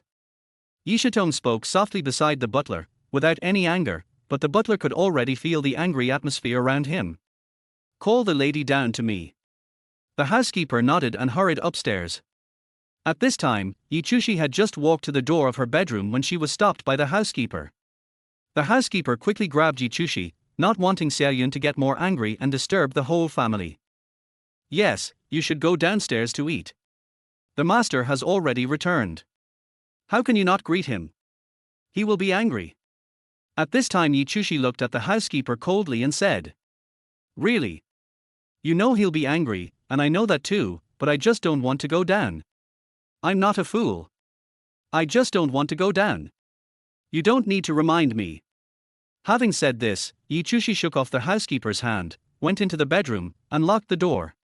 Yichushi knew that this was a bit too much, and it was useless to lock the door herself, because if someone had the key, she would not be able to defeat him. But after doing this, he felt particularly refreshed, as if he would become rich overnight. He was originally in a place where he was particularly weak, and it was not easy to be like this when he went there, so it was already very difficult to take revenge on Yishitong. Yichushi even laughed on the bed, feeling that she was particularly knowledgeable about this one. The housekeeper had to go downstairs alone. Yishitong originally thought that the housekeeper would bring Yichushi down, but he found that I was coming down alone, and his face suddenly darkened. Where's the lady? Why didn't she come down? The housekeeper said weakly. Madam doesn't want to come down. She said she is tired. The housekeeper even found an excuse for Yichushi so that the couple would stop arguing. After all, it is common for families to quarrel with each other. The lady has been married into this family for many years. Although they are not an old couple, they have passed the adjustment period. However, there is still that undercurrent between the two of them. As a housekeeper, I am really uncomfortable seeing this, but as a servant I can't say anything, so sometimes I can only make this kind of small effort. Of course, he also wanted to have a gentle wife and a gentle husband. Having two gentle masters would be very happy for a servant like him. Mr. Naihar had been nice to me before, but after he came and just perfunctorily treated me, the whole family changed, as if thunder and lightning suddenly appeared on the calm sea, and the thunder and lightning have continued until now. Madam, you have been shopping so much today. How can you be tired? Yishitong said this sarcastically, and the housekeeper knew that his words had been exposed by the master, but he had no choice but to continue, otherwise he would not be able to say anything else. The butler walked up to Yishitong and asked him if he needed anything else. Yishitong had already been filled with anger from Yichushi, so how could he possibly eat anything? So the moment he was about to pick up his chopsticks, he didn't take a single bite. Sir, I also cooked chicken soup. How about I give you a bowl? No need for that. Drinking this stuff is useless. Yishitong simply threw the butler's message aside, which made the butler look unhappy. Chapter 16 Thinking Too Simple. The housekeeper weakly blamed Yichushi for all the problems. By the way, Yishitong went upstairs after finishing his meal, so I had to go upstairs to see him no matter what. As soon as he turned the bedroom doorknob, he found that the door was closed and locked, so he frowned and realized that this matter was not simple. This woman was angry with him and even locked the room. He didn't know what she wanted. What was the point of doing this? Thinking of this, Yishitong ordered the housekeeper to bring the key to the bedroom door. The housekeeper handed over the key quickly, as if it had been prepared long ago. Yishitong was about to open the door when he suddenly saw the butler standing beside him, so he gave an order. Go down, there is nothing for you to do here. Okay, sir. But sir, you still have to talk to the lady. The lady must be angry today. If you comfort her, she will feel better. Yishitong did not reply. As for how to coax a woman, he really didn't know how to do it, and he had never done it before. As for Yichushi was a prey that he had already caught, so there was no need to coax her. He only had a sense of possessiveness towards Yichushi's hat. Although he didn't know whether this theory was really consistent with what he thought in his heart, his reason told him that he could only have a slight sense of possessiveness towards a woman. The so-called feelings are all made-up lies. Yishitong inserted the key into the keyhole. Yichushi was sitting on the bed, bored, when she suddenly heard the sound of a key turning outside. Knowing that Yishitong had come in, she quickly lay down on the bed, covered her whole body with the quilt and hid herself. Before he could react, the man had already walked to the bed, and the atmosphere made him shudder. The next second, the man directly pulled back the quilt. Yichushi just sat up and looked at Yishitong with an innocent face, as if there was nothing wrong with her behavior just now. "Have you finished your meal?" Yichushi asked Yishitong this just to change the subject, but Yishitong would not let Yichushi get away with this mistake so easily, so he directly grabbed the woman's hand and questioned her. "Why are you still mad at me? You're still mad at me about that painting, right?" Yichushi knew what Yishitong meant. He knew Yishitong too well. Although Yishitong was a problem, the answer to this question was obvious. That is, he should not apply his most standard answer, which should be denial. However, the word deny was not what he thought in his heart. He really hated Yishitong in his heart. Yishitong was very anxious and gave the painting to Yishi. However, this man was too powerful, so he had to admit defeat. After a pause, Yichushi finally nodded. "It was like that before, but it's not like that now. I've calmed down." Yichushi felt that such words would make Yishitong believe it more. After all, it was impossible for her not to be angry. Only by saying that she was angry before but not angry now would the whole logic seem very smooth. After hearing this, Yishitong's brows relaxed and he was no longer as angry as before. However, his expression was still very ugly, and his eyes were fixed on Yichushi, as if he wanted to hear something more from Yichushi. Yishitong held Yichushi's hand and did not let go, so Yichushi knew that Yishitong was not satisfied yet, so she continued to speak. "Anyway, I've already married you. I've already lost my dream. I've completely given up on my dream, so this painting has no value to me anymore. I've thought about it, so I've calmed down now. You don't have to question me anymore." Yishitong felt that his answer was more complete and Yishitong should believe it. Unexpectedly, the next second Yishitong let go of Yichushi's hand, then grabbed her neck and pressed her down on the bed. Yishitong did not make any ambiguous moves, but just kept pinching her neck, making Yichushi almost unable to breathe. "Do you know that this excuse of yours is a bad one? Sometimes I really want to open your head and see what's going on in your mind, because this excuse can fool me. You think this reason is very logical and can fool me. You are obviously very angry, otherwise, you wouldn't have behaved like that just now. Do you know how ugly your face was when you first entered the house? When you saw your husband, the first sight was not surprise, but astonishment. You thought I wouldn't see your expression, you thought you hid it so well, and what's in your heart can only be hidden in your heart forever and will not be discovered by others. I tell you, you think too simply." After hearing what Yishitong said, Yichushi suddenly lost her mood. She had been thinking about how to deal with Yishitong for several years, but it was no use. The urban management officer Yishitong was always above her and always controlled her. When will this torture end? Thinking of this, Yichushi felt sad and simply closed her eyes, because if she didn't close her eyes, tears would flow out. Yishitong paused, looked at Yichushi's relieved expression, and suddenly let go of her hand. Yichushi quickly sat up, coughed a few times, and finally recovered his spirit. Just now, he almost suffocated for a moment. Was the man in front of him really his husband? He almost put himself to death. "Don't say such things again, or I will make you pay." Xiaoyun seemed to be a little regretful. She knew that she had been a little too harsh just now, and she also knew that she shouldn't blame Yichushi for such a thing, so she softened a little. Yichushi knew what Yishitong meant, so she nodded and said nothing more. "Let's go down and eat." Yishitong said this suddenly, perhaps to express his guilt. Yichushi sat up, then walked to Yishitong's side and regained his calm demeanor. "You forgot, I've already eaten. I was outside and had already eaten with Kang Ying." After Yichushi said this, Yishitong frowned obviously.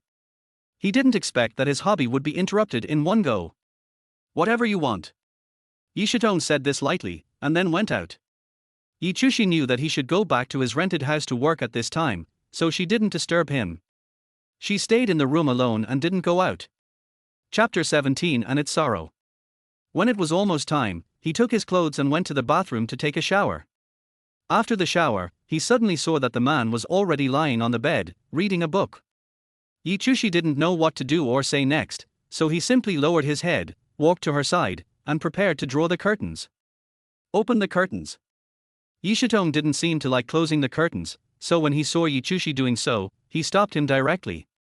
However, Yichushi was also a little embarrassed because she had just changed her clothes and was somewhat exposed. How could she open the curtains? It would be bad if others saw it. So Yichushi said weakly, "Can you please draw the curtains?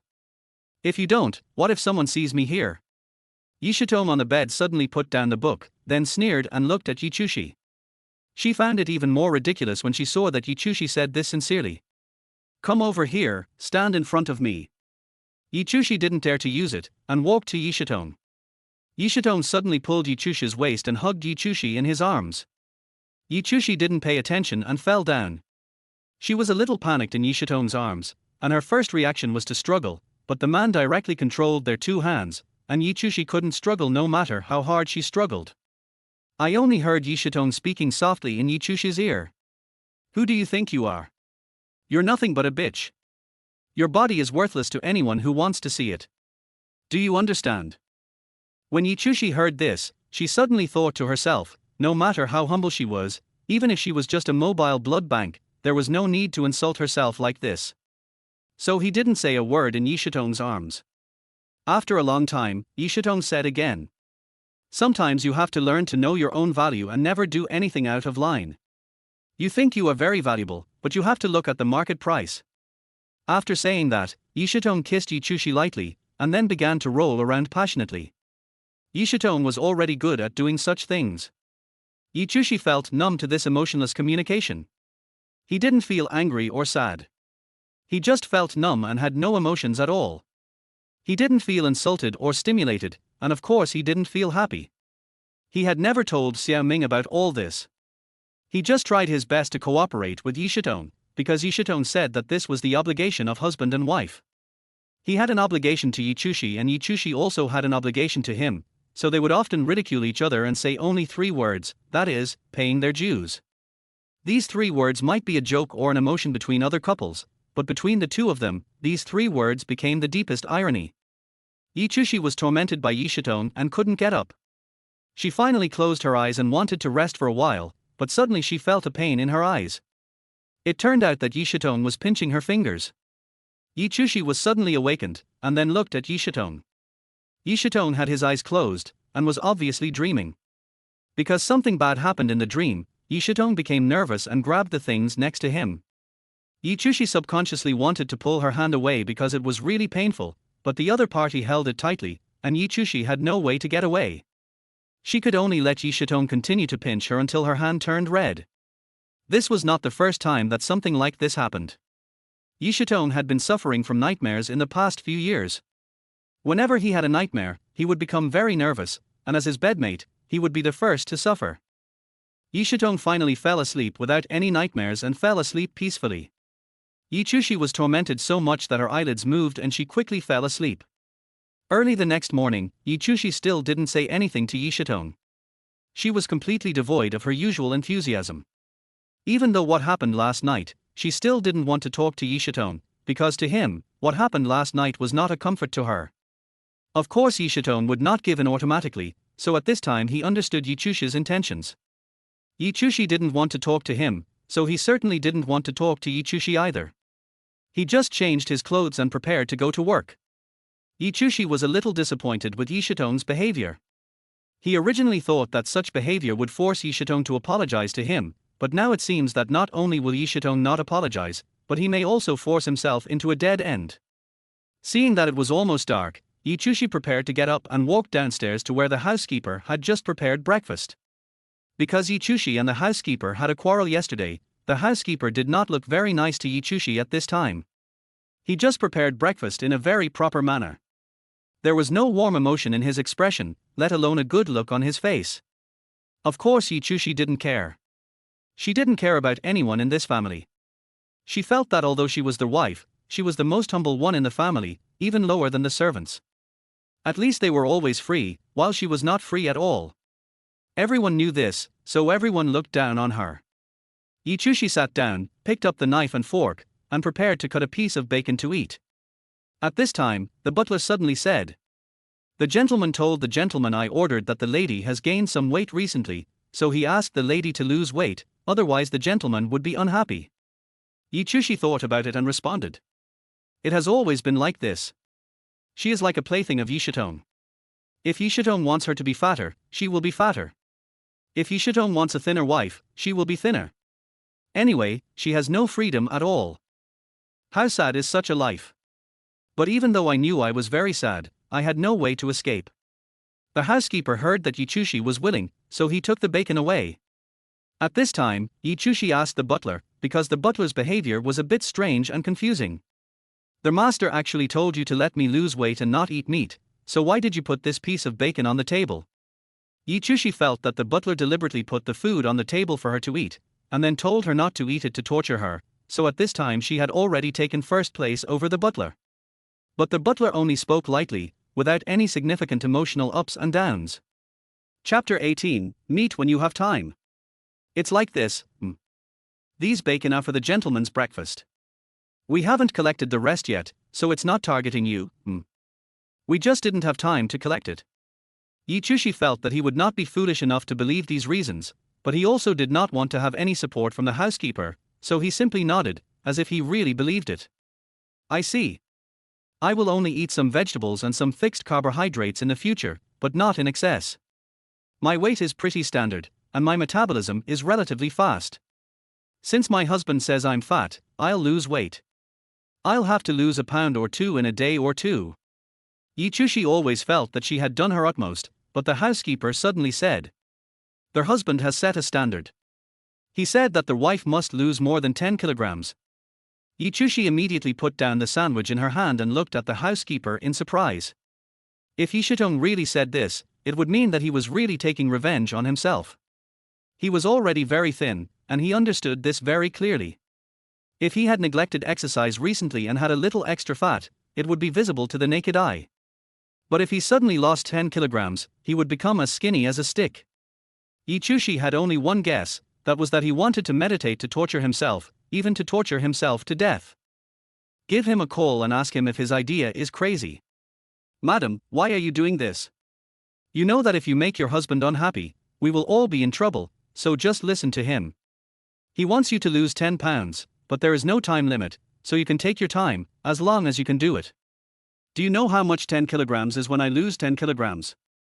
If I lose 10 kilograms, I will only be 70 kilograms. Does she really want to see me become skinny and only bones are left? Does he really have such a wife? Wouldn't it be embarrassing to bring such a wife out?" The butler suddenly said lightly at this time. "It's embarrassing enough to take the lady out, so don't be afraid of further embarrassment." I don't know if it was because the butler was angry about what happened yesterday, but he suddenly got angry at Yichushi at this time, which Yichushi was completely unexpected. Yichushi looked at the butler in surprise.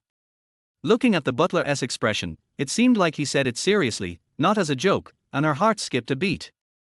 "Okay, you have already said this to help Yishitone, so I will listen to you and lose weight. If I lose 10 kilograms, you can let me go, right?"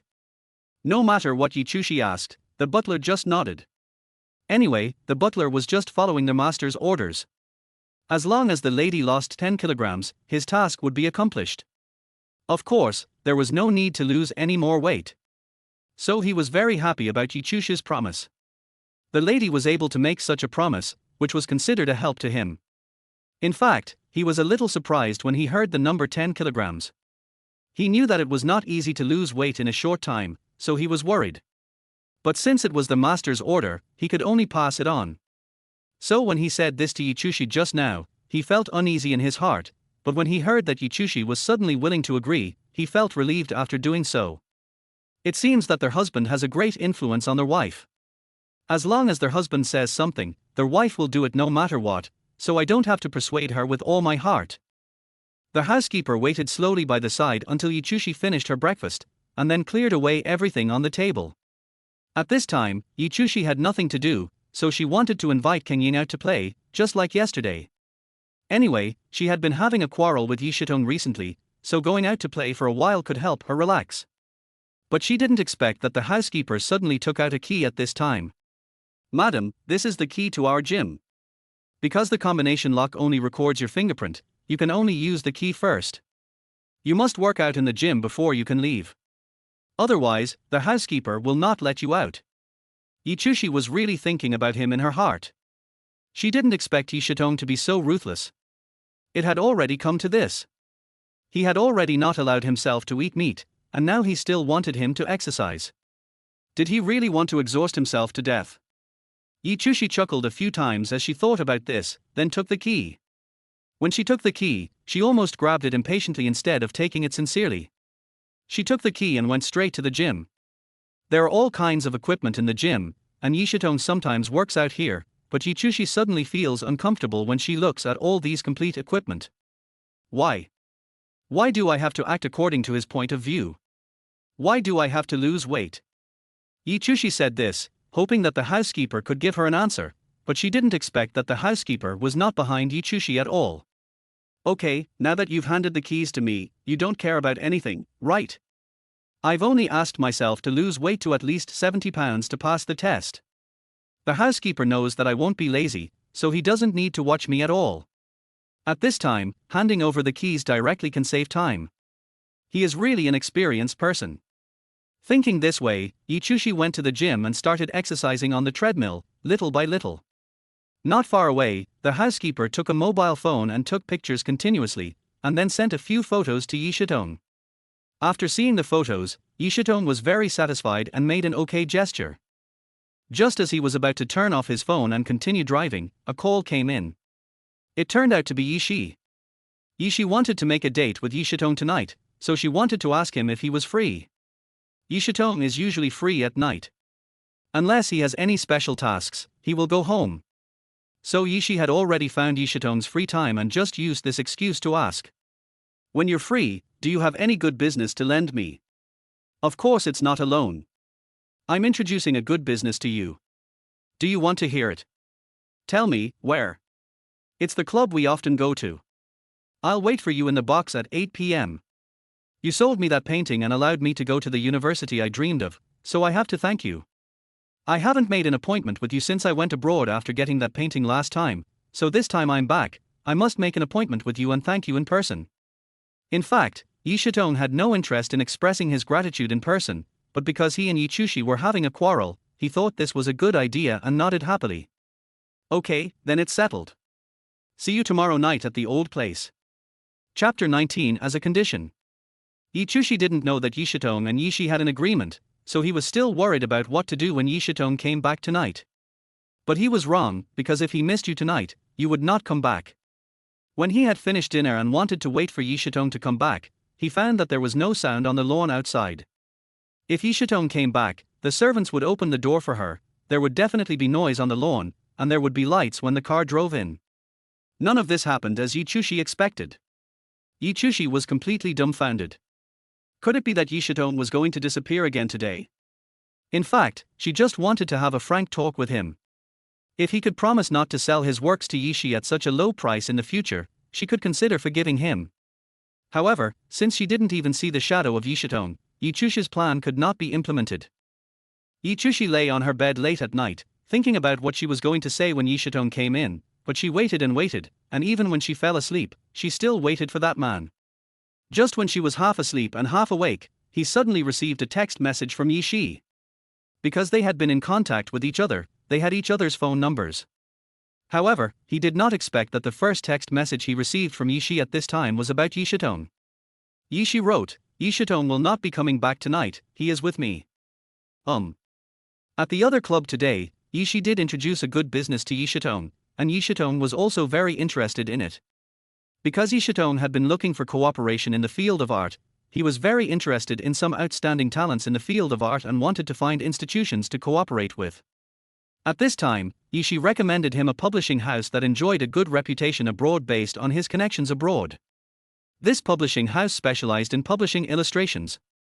In recent years, he had been wanting to develop in China, but could not find a way to develop, because the domestic awareness of these illustrations was not high, so the selling point was not enough. Yishitone's company has always been engaged in the cultural industry, so some film and television IPs can be combined with illustrations, and the two companies can do direct docking. The group has even more resources that can be connected to this illustration company. As for Yishitone, he has no shortage of funds or connections, but he lacks a well-known name. If he found a similar newcomer or illustrator in China, he could achieve the same effect. However, if he found an illustration agency abroad, he could actually achieve immediate success and save a lot of money. He also felt that cooperating with such a company might bring more energy.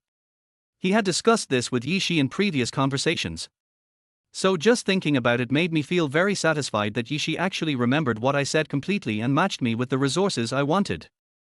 Yishitone and the people from the illustration agency had a very pleasant conversation.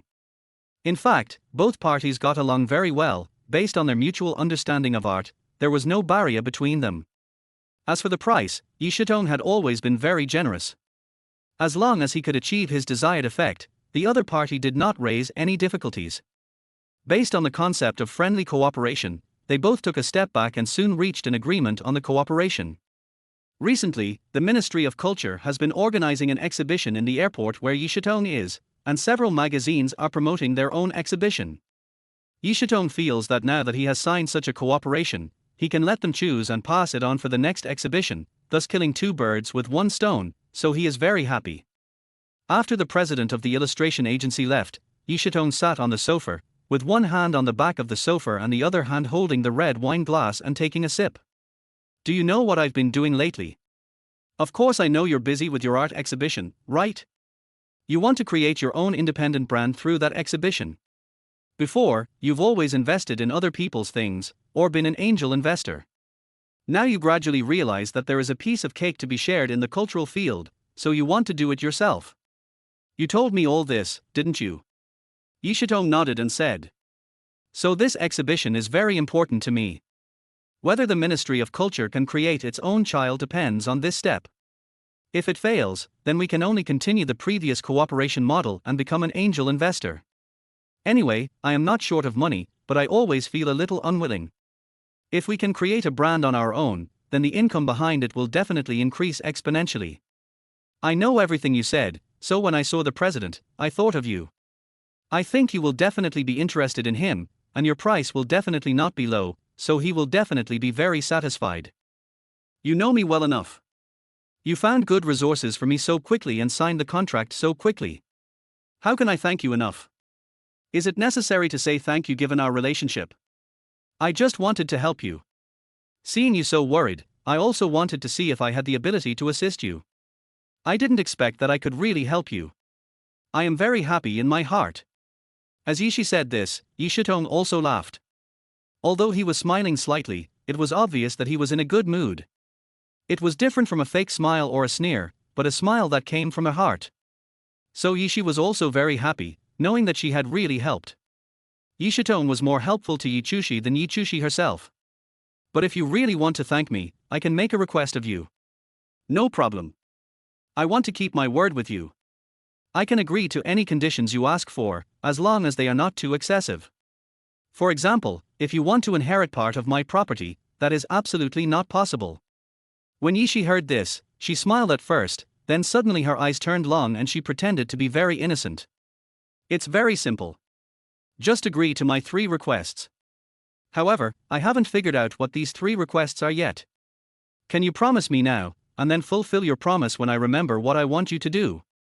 Yishitone knew that these were things that little girls would play with, and Yishi would definitely not ask for anything particularly excessive later on. Even if it was really excessive, she could refuse.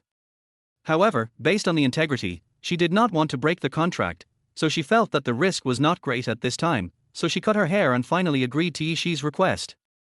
Chapter 20 Some Regrets. I think you've watched too many TV dramas, otherwise you wouldn't have made such a request, and you also wanted me to specifically agree to 3 of your requests. I don't know what you'll say next time, but you did solve my urgent problem, so if you want to make trouble, I'll accompany you. It's nothing. Yichushi felt that Yishitone in front of him was exactly the kind of boyfriend and husband she wanted. He suddenly regretted why he gave Yishitone to Yichushi back then. Although he had obtained the right and qualifications to go to school, now that he thought about it, the man in front of him seemed better than all that. But thinking about it is just thinking about it. All the thinking can only be kept in his head and can never become reality. Yishi understands that it is not impossible for him to win Yishitong's heart again, but now it seems that he can only do it step by step. At least he still has confidence. Yishitong and himself are a match made in heaven. All their thoughts can be together. To him, Yichushi is just a victim, a vessel for his anger. She can never defeat him at all. So he was very relieved at this time and didn't want to argue with Yichushi. He was just thinking about what to do next. I never thought that I could get Yishitong, who can cover the sky with one hand, to agree to my 3 requests. It seems that I really helped you in a good way this time. Come and have a drink with me. We have finally solved this matter. I remember you mentioned this to me 3 months ago, but 3 months later your staff still haven't found the right person for you. So, we are the perfect match. I can do almost anything you need. When Yishi said this, she originally wanted to remind Yishitong, but when she saw Yishitong's face, she suddenly twitched. Yishitong was not going to raise the wine glass, but put the glass heavily on the table and warned Yishi. The position of madam is actually very easy to do and does not require much ability from him, so Yichushi is very suitable. After hearing this, Yishi's face immediately turned cold, even uglier than Yishitong's just now. But people have to spend their whole lives with the right person. You can't spend your whole life with Yichushi, right? He is not suitable for you. She is just a vase beside you, or even a plaything of yours. Can he really help you? Since she married you, he has given up everything he had. At this time, he is like a waste and can't help you with anything. I find it incredible that you really want to go on with him forever. Yishitong replied calmly, with a hint of sarcasm. You find it incredible, but I think there is nothing incredible about it, do you understand? Yishi's face suddenly turned cold, and she stopped talking, just like an angry little kid. However, Yishitong knew that this little kid was not innocent, and had bad intentions. But in the end, I think, you are still my friend, and I sold him the painting of the girl in red, and it will exist forever for 1,000 years, so we didn't treat Yishi very coldly at this time. Although I rejected Yishi's proposal, I still said, some people are destined to be entangled with each other, and being entangled is not a good thing. What do you mean? Why am I getting more and more confused? You said that it's not a good thing for you to be entangled with Yichushi, so why are you still entangled with her? I know you don't get along with him, and I also know that you are just taking revenge on her, but, it's so painful, why do you still hold on to him? Don't you think about yourself? If you let him go, you will have a brighter future. Yishi's meaning was very clear. He felt a little sorry for Yishitong. Why did Yishitong marry that woman home just to get revenge on her? If it were him, he would definitely not do that. But Yishitong seemed to be enjoying it, so he couldn't understand it at all. And even if he and Yishitong had already used Yichushi, it should be over now. He had returned from the school of his dreams, and Yishitong had already taken revenge on him for several years. Wasn't that enough? Should he continue? If you insist on talking about this topic, our conversation today can end. When Yishi heard this, she immediately closed her mouth and spoke again after a long time, by which time she had already changed the subject. In fact, our company also intends to enter this project, but after thinking about it, we decided to give it to you. Yishitong took a sip of wine, thanked him, and didn't say much. By the way, did you know that I met Yichushi yesterday? Yichushi went out to play yesterday, but how did you know where he went? I remember he went to an art exhibition, so you were there too. Yes, one of my classmates held an art exhibition there, and it was in the exhibition hall of my house, so I had to go. You have a good old school friendship, and you are able to help those classmates who can't afford to hold this exhibition. Yishi said this just to get Yishitong to praise him, so after receiving the praise, he felt very comfortable and his face wasn't as grumpy as before. You don't know that vixen Yichushi would flirt with every man she saw. My old classmate and teacher was very nice, but he wouldn't talk to Yichushi. Yichushi was also very happy to be with him. The two of them said they were discussing art together, but who knows what they were talking about. After hearing this, Yishitong felt uncomfortable and his anger burst out all of a sudden. Yishitong asked Yishi again and again, fearing that Yishi was lying. But how could Yishi change her mind? So this matter became a more annoying thing for Yishitong. He stood up suddenly, then put it down without seeming to be prepared. When Yishi saw Yishitong was about to leave, she immediately became anxious. Are you leaving? We've only been sitting down for a moment. I'm going home now. Thank you today. I will repay you for this investment in the future. Yi Shitong was talking about business matters, of course, and Shirley understood that. However, Yi didn't want reports on business, but reports on emotions and life, so he was very upset about wanting you to leave at this time. He also knew that it was probably because of his topic just now that Yi Shitong was a little angry, so Yi Shitong wanted to go home and question Yi Chushi. At this time, she sent Yi Shitong away personally. She felt a little regretful, but what had been done had already been done, and there was no room for regret. Chapter 21 Questioning. She could only follow Yi Shitong and think of ways to stop her, but after accompanying him out of the box, Yi Shi still couldn't come up with any excuse. She could only send him to the garage and watch her leave. It was too boring for Yi Shi to stay outside the box alone, so she called a few girls over. After calling his sisters, he thought he would be in a good mood, but he didn't expect that after thinking about it, he would still be thinking about Yi Shitong's matter. So he was very unhappy and drank one glass after another. Fortunately, he had a high alcohol tolerance, so he didn't get drunk at all. Instead, his anger grew more and more.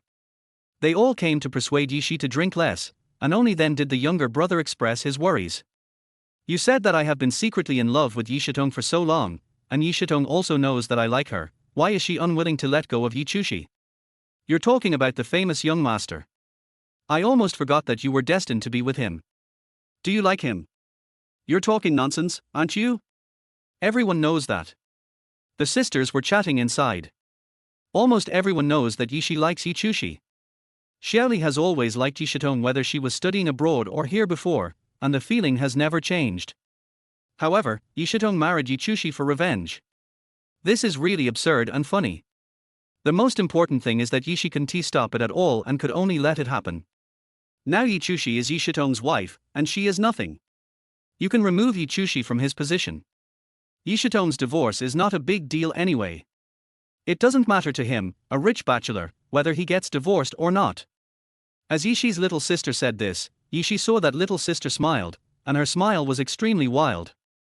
You think I haven't thought about it, but it's not that easy. Yeah, don't give me any bad ideas.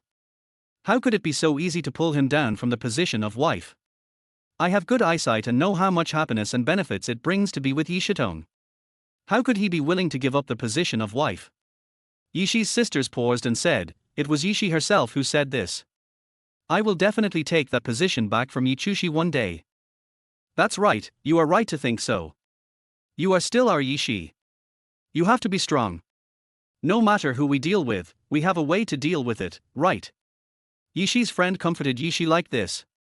Yi Shi still felt unresolved in his heart, but his face looked much more relaxed. He couldn't let his friends worry about him, and his friends' worried words would not comfort him, but instead caused him trouble. So it was better for him to pretend that he had calmed down at this time. Yi Shi thought that it was really ridiculous sometimes. She was obviously heartbroken, but she couldn't let others know, especially not Yi Shitong. If Yi Shitong knew, Yi Shitong would look down on her. What a humble thing this is. Sometimes she really wanted to switch positions with Yi Chushi. Even if Yi Shitong was just taking revenge on her, she was willing to mention Yi Chushi's position again. But no one can replace anyone else, so Yi Chushi will always be Yi Chushi, and I will always be myself. It will be useless even if I watch from the side and feel jealous. After the party, Yi Shitong drove back home. All he could think about was what Yi Shi had told him. It turned out that the bodyguard did not report to him that day and was hanging out with that man. Is that man really that good? Yi Chushi started chatting with him as soon as she saw him. What did it mean that he had been so cold to her after being married to her for so many years? She felt that she had no understanding of art and that she had no common topics with him. It's really ridiculous. I've been studying in a private aristocratic school since I was a child. I know a little bit about piano, painting and guitar, and I have won awards in some of these areas. Although I'm not as professional as him in art, how come I can't even chat with him for a few minutes? It was obvious that Yi Chushi hated herself, and it had nothing to do with art. She would say whoever she liked had artistic talent, and she would say whoever he hated had artistic talent. It was a complete trampling on art. That's right, he was trampling on art, because he felt that trampling on art was like meeting his Yi Chushi, and he felt helpless and happy in his heart. Sometimes he also wanted to end this dirty relationship and these miserable days, but thinking of Yichushi and his own purpose, he was unwilling to give up. After returning to the villa, Yichushi had already rested with the housekeeper and it was almost time for her to go to bed. She put on a coat when she saw Yishitong coming back, then came out to greet him. She asked Yishitong if he wanted to have a midnight snack, but Yishitong shook his head and said nothing. Seeing that he didn't look well, the housekeeper didn't say anything either. Yishitong went upstairs by herself and looked at the bedroom. The door was closed and there was no sound from inside. Yichushi should be asleep. So he pushed the door open, not with the levity of youth, but with integrity. He even tried to wake Yichushi up on purpose. Yichushi stretched out a hand from the bed and turned on the bedside lamp. There was immediate light in the bedroom, and he could see Yishitong standing opposite him. Yishitong looked at Yichushi indifferently without any expression, but Yichushi knew that this expression usually meant that he was unhappy. Yichushi sat up, put on a piece of clothing and was about to get out of bed, but Yichushi was suddenly held down by Yishitong. "Where did you go yesterday?" Yishitong's question caught Yichushi off guard. Where did he go yesterday? No matter where he went yesterday, didn't he send bodyguards to follow him? Isn't this just a routine? Doesn't he know where he is? Why is he asking me now? Didn't he really send someone to follow me yesterday? Now I'm suddenly curious. All this seems a bit unreasonable. I went to the exhibition yesterday. I went to see the art exhibition. Who is the owner of the exhibition? The owner of the exhibition is Yishi. You didn't expect that, did you? But the person you sent over should know. Why are you asking me? Having said this, Yishitong pressed Yichushi down on the bed even harder, not letting him move. All the anger in his heart was released into his hands. Yichushi has gotten used to it. Although Yishitong can be a little rough with her, he won't hurt her unless he is really angry. It just makes her feel a little uncomfortable. For example, now she is lying on the bed, unable to move, and has to look into his serious eyes. She is really scared. Chapter 22, Nothing to Do. What's wrong? My eldest master, is there something wrong with my answer? This art exhibition is indeed Yishi's, even the exhibition hall is his, but the owner of the paintings is not Yishi, but one of his classmates. I only found out that the art exhibition was related to him after I went there. I couldn't escape after I went there, so I went in with Kang Ying. Really? Is that really the case? You just went to the art exhibition with Kang Ying, and there was nothing else. For example, didn't you communicate with the owner of the painting? Only at this time did Yichushi realize what Yishitong was asking. Yishitong didn't want to know what was in the exhibition at all, but he cared about what she said to the boy. It's really strange, why didn't Yishitong tell me that day that he would only bring it up today? Could it be that he didn't care about it at all that day, but someone suddenly mentioned it today, so he suddenly cared about it? Yichushi was very clear about Yishitong's routine, so at this time she could completely guess what Yishitong was like and knew about this matter. It's ridiculous that two people who know me so well can hurt each other. You just need to say whether it is true or not. You just need to say what you said to that man. He Junyan and I didn't say anything at all. We just talked about some things in the past school. After all, we were both art students, and he had studied abroad, so we exchanged some ideas. He said I was very talented, and I said that my dream had long been trampled by reality, and I didn't pursue my dream anymore. That's all. What do you want to know? What do you want to know? Yichushi directly questioned twice and seemed a little angry. Although she hated Yishitong, as Yishitong's wife, she had never done anything to disobey her.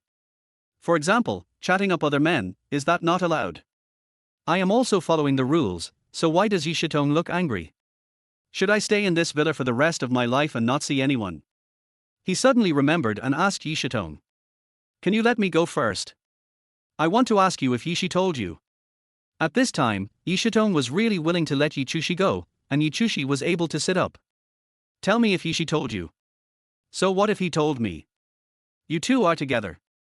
At this time, Yichushi took the initiative. He felt that it was fine for Yishitong to be with anyone else, but he just couldn't accept him being with Yishi, because his younger brother plagiarized his work, and this person was the most hated person in his life. Why should Yishitong be with him and pretend to be good friends with him? So does it mean that Yishitong being his husband is just an appearance, and its core is actually his own profit? He lives with his enemy all day long. It's disgusting just thinking about this feeling. Yishi and I are business partners and friends. There's nothing wrong with us being together. No, I didn't say there's anything wrong with you two being together. I just want to know the truth. You know I hate Xiaoli the most, so I hate you the most when you're with him. Yi Chushi spoke mercilessly, and Yi Shitong's face suddenly fell, becoming even uglier than before. You've always hated me. Is it necessary to change your tune now? Yi Chushi laughed after hearing this, and then looked at Yi Shitong under the dim light. His eyes were no less angry than Yi Shitong's. It seems that our young master has self-awareness. That's enough. I warn you. If you flirt with other men again, I will not let you go, nor will I let that man go. You should know that you are mine, so you should stay by my side obediently. Don't mess with other people you shouldn't mess with. Do you hear me? Yi Shitong didn't want to talk about Yishi. Anyway, there was no way to come to a conclusion about Yishi's affairs, so he avoided the main topic. I don't understand. I'm just socializing with a stranger. Why don't you let me do that? And I'm not your property. I'm your wife. Yi Chushi's words stimulated Yi Shitong, and Yi Shitong also laughed. His mouth was very wide, making him look even more sunny, but his heart was extremely dark. Please go back and raise your price. You are my wife. Do you think you are really my wife? After hearing this, Yi Chushi paused before speaking. I understand what you mean. You mean she is not your wife at all, but just your plaything. If you know it so clearly, why do you ask me to repeat it every time? Don't ask these stupid questions in the future. I don't even want to answer them. What did Yi Shitong say? After leaving the bedroom, he had no intention of sleeping with Yi Chushi. Yi Chushi became angry when she saw Yi Shitong like this. The hands under the quilt were clenched into two fists. He still hasn't apologized for the incident with the girl in red, but he keeps questioning himself. What did he do wrong to take the bus to where you take the bus? He didn't do anything wrong. Was he too narrow-minded, or was he too stingy? Thinking of this, Yi Chushi simply hid under the quilt. Yi Chuksakai did not see Yi Shitong that night. Yi Shitong did not come in to sleep, and he did not know where he slept. When he woke up the next morning and heard from the housekeeper, he learned that Yi Shitong had been busy in the kitchen yesterday. But he didn't see Yi Shitong when he had breakfast. Thinking of the text message she sent him last night, Yi Chushi felt even worse. What plans does Madam have for this afternoon? I don't have any plans. I'll just stay at home. I can't go out all the time. You guys will get annoyed if I keep going out. Madam, what are you talking about? If you want to go shopping or sit somewhere, you can do that. Your Excellency never said you can't. Didn't he ask me to lose weight? Didn't he ask me to go to the gym? I have so much to do that I don't need to go out anymore. Yi Shitong said this because she really wanted to have a good rest in the afternoon. Besides, Yi Shitong hadn't achieved his goal of losing weight yet, so he should stay in the gym in the afternoon. The news that overseas Chinese Mr. Li returned caused a sensation in the entire circle. If we talk about who has the most power, it must be Yi Shitong, but if we talk about who is rich, it has to be Mr. Li, an overseas Chinese. However, Mr. Li is not in Yi Shitong's circle, so they have never had any dealings with each other, and he poses no danger to Yi Shitong. He certainly does not want to bring Yi Shitong down, but since Mr. Li has returned, Yi Shitong has to visit him, and this is also the rule in the business world. Chapter 23 Doubts. Not only Xiaoming, but others also wanted to visit Mr. Li, so Mr. Li's door was visited by many people these days. Chiozukai walked in and placed an invitation next to Yi Shitong. What is this? As for Mr. Li's invitation, since many people want to meet Mr. Li plans to hold a banquet and invite everyone. This way, he doesn't have to meet everyone one by one. At this time, Yi Shitong nodded and opened the invitation. Of course, the invitation was for him and his wife. But he suddenly didn't want to take Yi Chushi out. Since Yi Chushi hated him so much, why did he take her out to show her face? He was originally a mobile blood bank, and he didn't have much life in the circle. He would not be laughed at if he was taken out. Originally, he could take him out to see the world. This was not a problem. He never regarded his identity as an obstacle. But now that she hated him so much, should he be so nice to him? Yi Shitong put down the invitation, took out his mobile phone, and called Yi Shi. Yi Shi had just returned from studying abroad, so she had nothing to do and was also helping out in the company. At this time, she received a call from Yi Shitong and was very happy and picked up the phone immediately. Have you seen the invitation from Mr. Lee's family? I saw it. I saw it in my parents' office this morning. My dad will also be there, but he happened to have something else that day, so he's still trying to figure out how to coordinate it. Tell your father not to go. Can't you go instead? I'll go. But I'm alone, which seems a bit awkward. How can it be a bit bad? I invite you to be my female companion, so that we can definitely go out together, and I can also recommend the illustration agency to you when the time comes. What? What did you say? Yishi had never expected this, because she thought that Yishi would definitely bring Yi Chushi with him this time, so why would he invite her?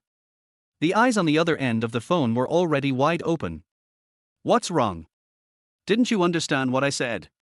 Or didn't you hear it clearly? Boo-boo, I heard you clearly. I just didn't expect you to invite me. What about Yi Chushi? Yi Chushi is your wife. You should bring her with you. The invitation didn't say I would bring my wife, so it's okay for me to invite you as my female companion. After hearing this, Yishi immediately nodded happily. Since Yi Shitong invited her, of course she was happy to accept. The thing about them was that she could stand beside Yi Shitong in a formal capacity. Even if she couldn't be his wife, she would be willing to be just a simple female companion. This seemed like the scene in her dreams, and now it finally came true. Of course, she couldn't wait to go to the banquet right away. How could she not agree? Okay, then of course I am willing to do so. After Yi Shitong hung up the phone, Chiozakai was listening nearby. He was a little hesitant, so he raised his own questions. The president really wants to. What do you want to say? Do you think my decision is wrong? That's not what I meant. I just think that if you do this, it will make your wife sad.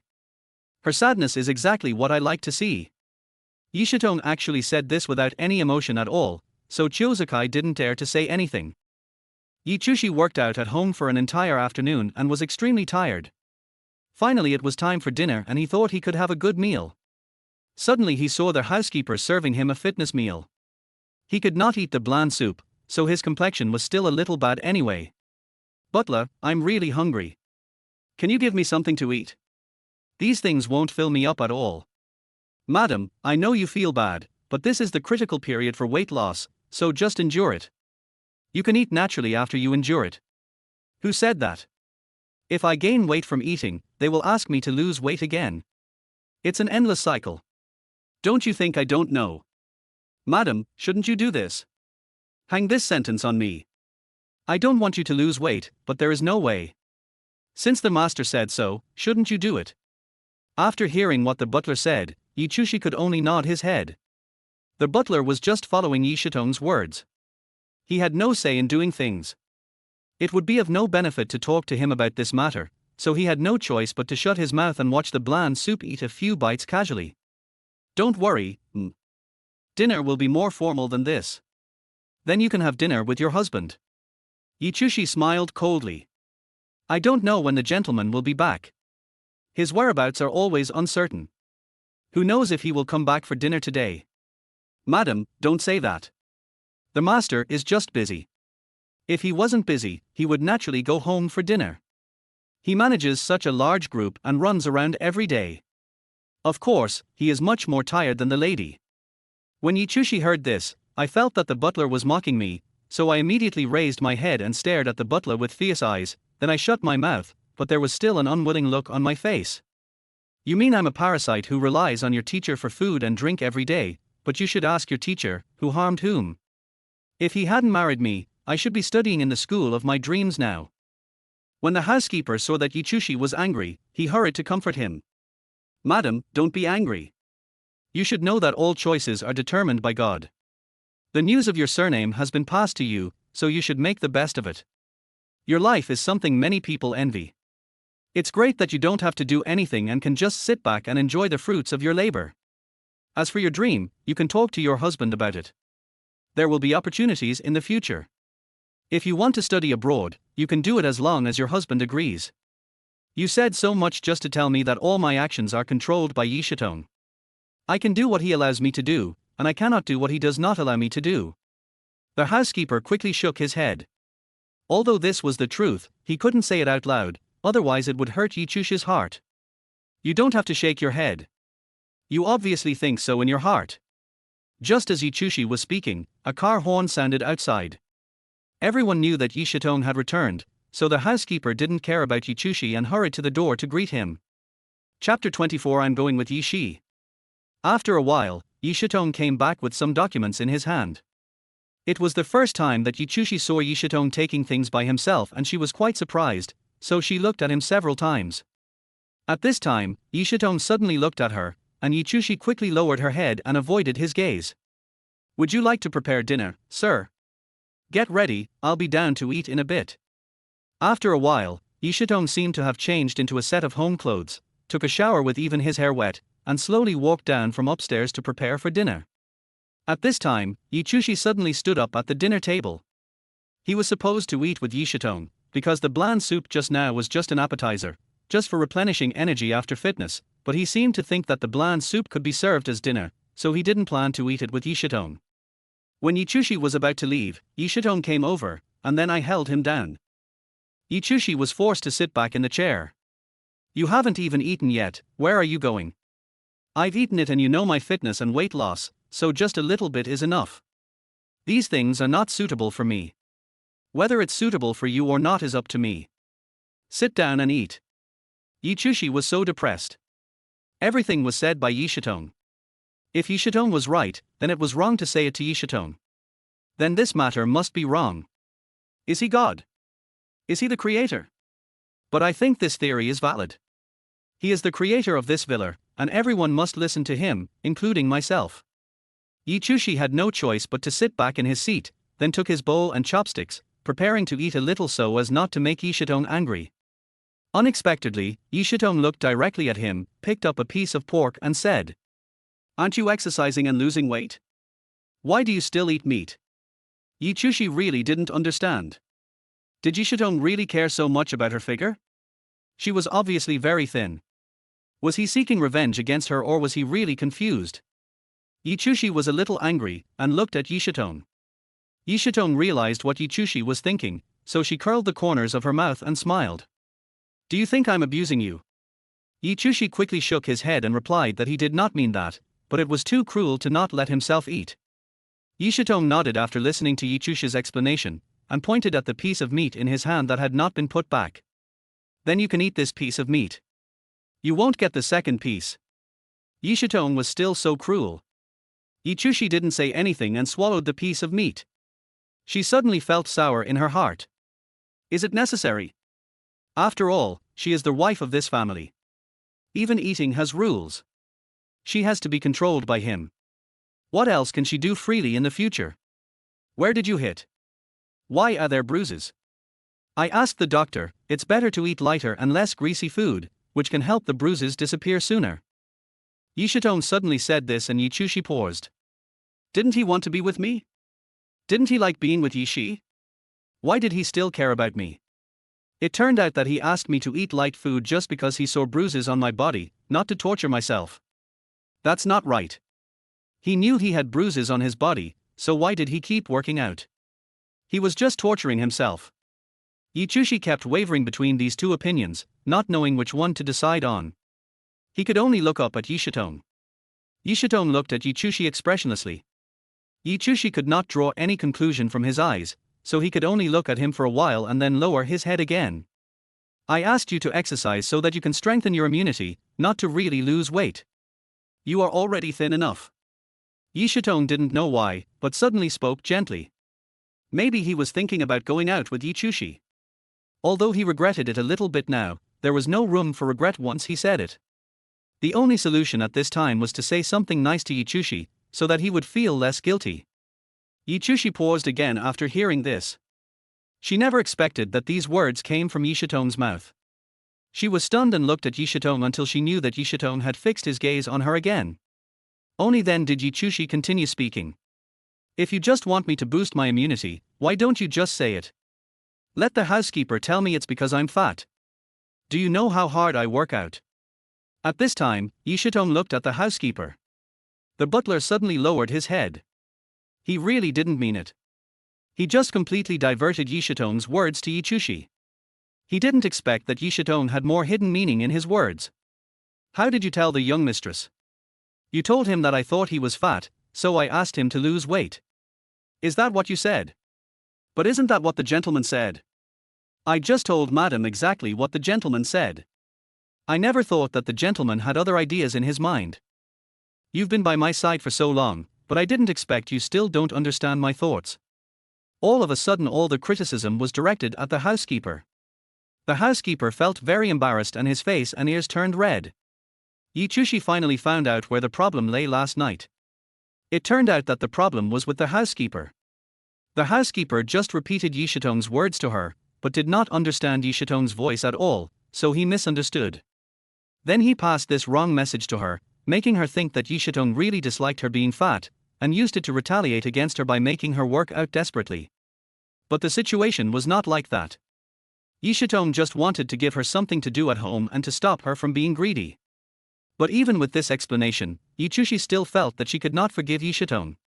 Could it be that just because he cared about her, she could forget about the fact that he sold the painting to Yi Shi? Absolutely impossible. So when Yi Chushi and the housekeeper learned about this bowl and this incident, Yi Chushi's expression remained indifferent. Of course, Yi Shitong did not want to find any surprising changes in Yi Chushi, such as he would expect her to give him a very bright smile. This situation simply did not exist, so he did not have any extravagant expectations. It was enough for him to see Yi Chushi's indifferent expression. Just after finishing his meal, Yi Shitong's cell phone rang.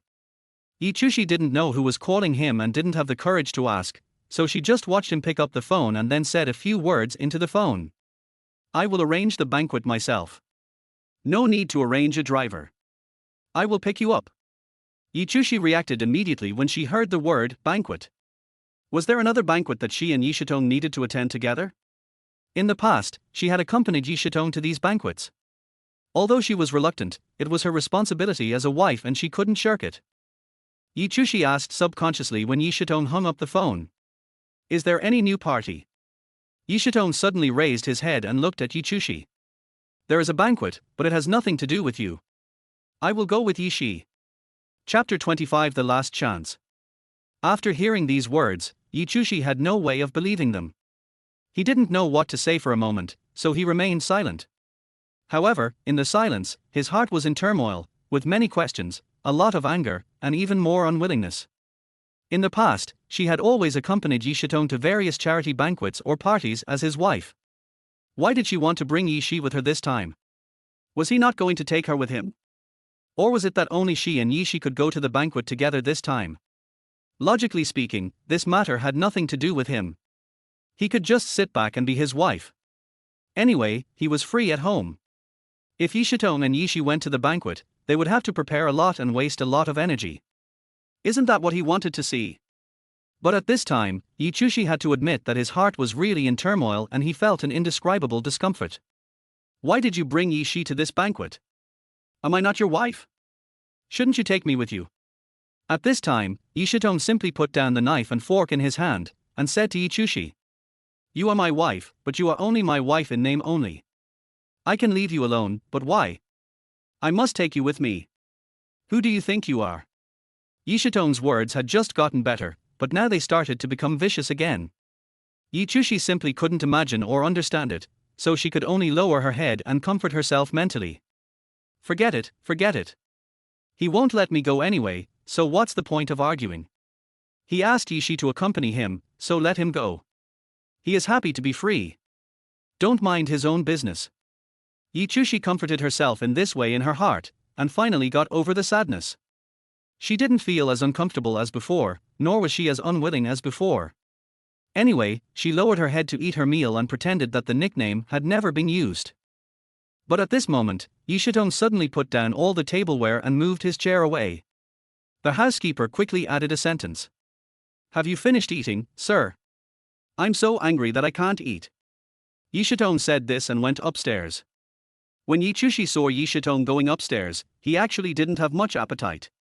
After putting down his bowl and chopsticks, he also prepared to go upstairs.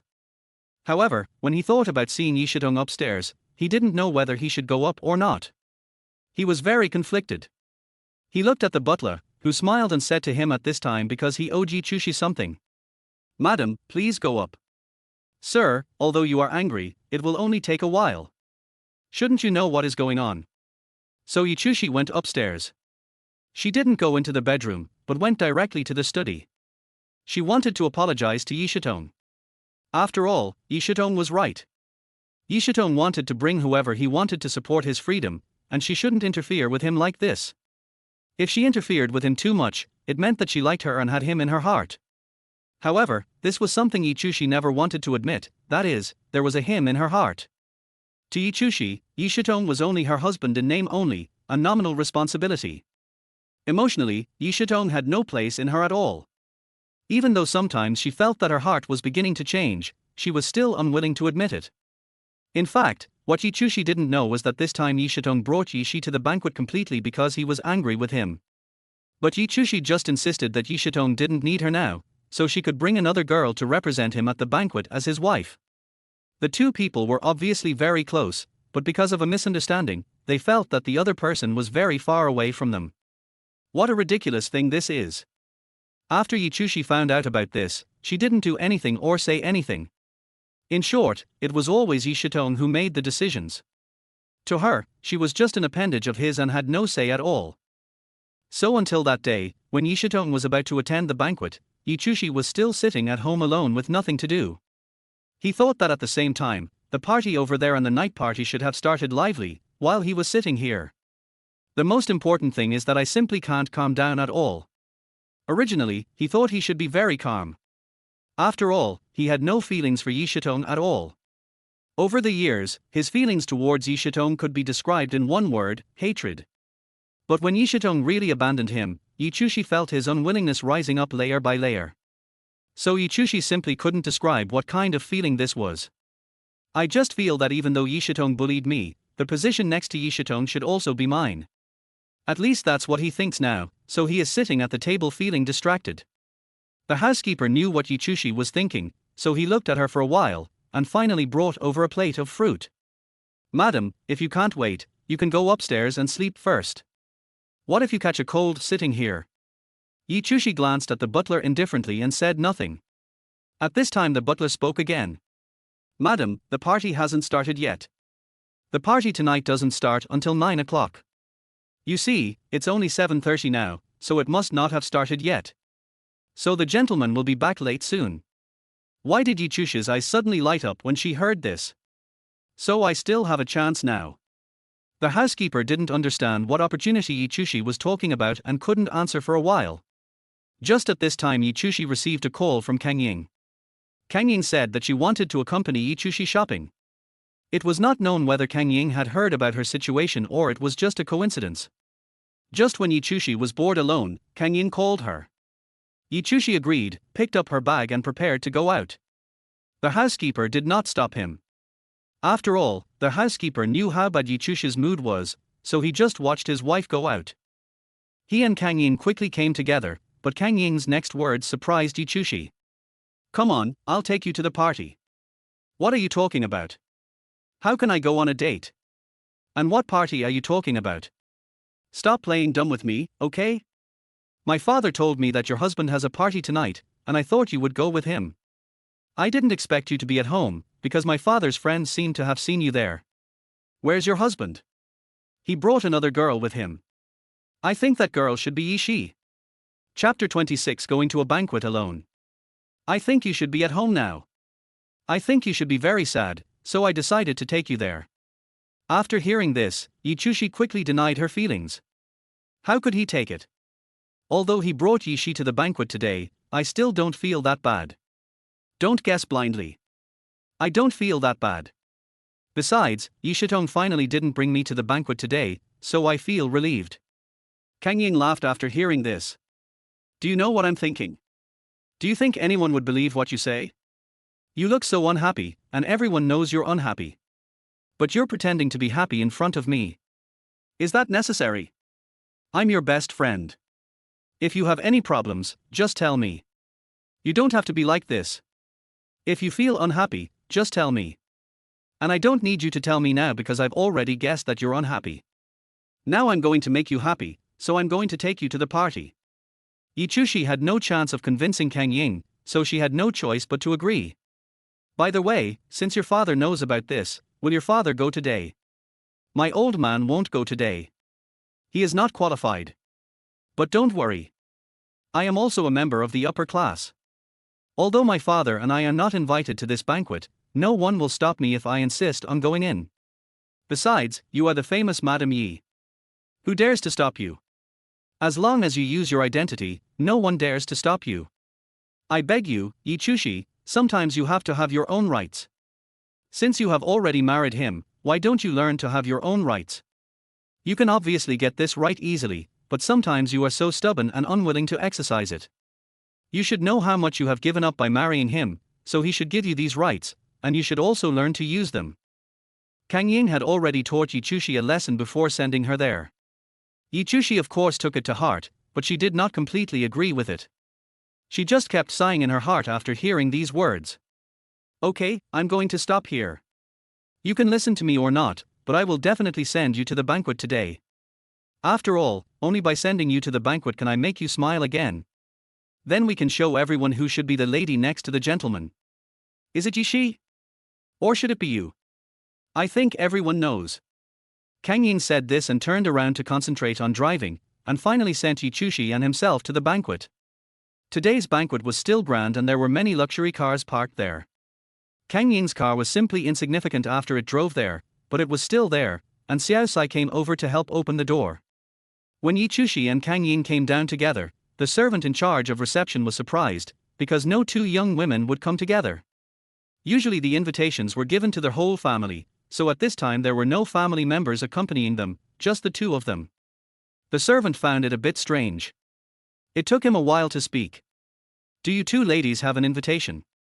Before Yi Chushi could say anything, Kang Ying shook her head and walked directly to the servant and said, The two of us are here uninvited, without an invitation, but this person is actually related to one of the big shots, so you should let us in. Kang Ying's words were so vague, how could anyone possibly pay attention to him? So he immediately put on a gloomy expression and went to order. Kang Ying knew that the man was not going to let her in, so she simply pulled Yi Chushi out. Do you know who he is? He is Yi Shitong's wife. He is Yi Shitong's wife. Did you hear what I said? The person was naturally surprised when she heard Yi Shitong's name, but because Yi Chushi standing in front of her did not have the aura of a wealthy lady at all, it was hard for her to believe that Yi Chushi was Yi Shitong's wife. I'm really sorry, ladies. If you don't have an invitation, you really can't come in. Our banquet has very strict requirements. If you don't receive an invitation, it means you can't come to this banquet without an invitation from our host. Kang Ying got angry after hearing this. Why couldn't she attend this banquet? Is their banquet so magical and high-end? Kang Ying didn't believe it, so she just pulled Yi Chushi to the door. When they reached the door, naturally other servants stopped them. The servant who had just helped park the car came over and said a few words to his colleague, and then all the servants stopped the two of them and wouldn't let them in. Kang Ying knew that this level would be difficult, so she could only push Yi Chushi out again. However, it was not so easy to push Yi Chushi out this time. The servant who had just helped park the car had seen this before, so he quickly spoke. Miss, please stop saying that this lady is Yi Shitong's wife. I've already said that no one can come here without an invitation. At this moment, a man came out from the inner room. Yi Chushi didn't know that person, and Xiao Wei didn't know him either, but that person seemed to know Yi Chushi. Hello, Mrs. Yi, why are you here alone? Yi Chushi looked at the man and thought carefully, and finally remembered who he was. She had met him once, and the two of them had met by chance during her meeting with Xiaoming. At that time, this gentleman seemed very happy with his wife and daughter, which made me feel a little jealous. Now I finally remembered it, and it was like a life-saving straw. Mr. Li, it turns out you are here today too. What are you doing? Of course Mr. Yi's wife can let him in. Your master is eager to cooperate with Mr. Yi, but you won't let him in and block him outside the door. Do you want to make your master angry to death? After Mr. Li said this, the servants at the door were of course willing to let Yi Chushi in, and Yi Chushi was able to enter the banquet. In fact, Yi Chushi didn't make any preparations when she came today, and she didn't wear any formal clothes. She just came in a hurry, so she seemed out of place in the banquet. Everyone was wearing the most beautiful little dresses, and even the gentlemen were in suits and ties. But she was dressed so casually that she really didn't match with everyone else. Chapter 27, Bad Idea. So when Yi Chushi entered and saw all the dresses, she immediately lowered her head and even wanted to turn back. She didn't want to go into the car anymore, but Kang Yin pulled her aside and asked her to go forward. Don't be afraid. Now that you're here, I know what you're afraid of. You're not wearing a dress today, so you feel different from everyone else. But don't worry, I'm not wearing a dress today either, am I? I'm not wearing any clothes today just to accompany you. We're here today to see who has a higher position. As long as everyone knows that you're Mr. Yi's wife, of course they'll look at you with new eyes. Who would care whether you're wearing a dress or not? After Kang Yin said this, Yi Chushi finally felt some so-called confidence in his heart, and then he lowered his head and continued to move forward. At this moment, Kang Yin suddenly turned around. Yi Chushi didn't know what was going on, so she quickly looked up and finally saw Kang Ying's father. That's weird.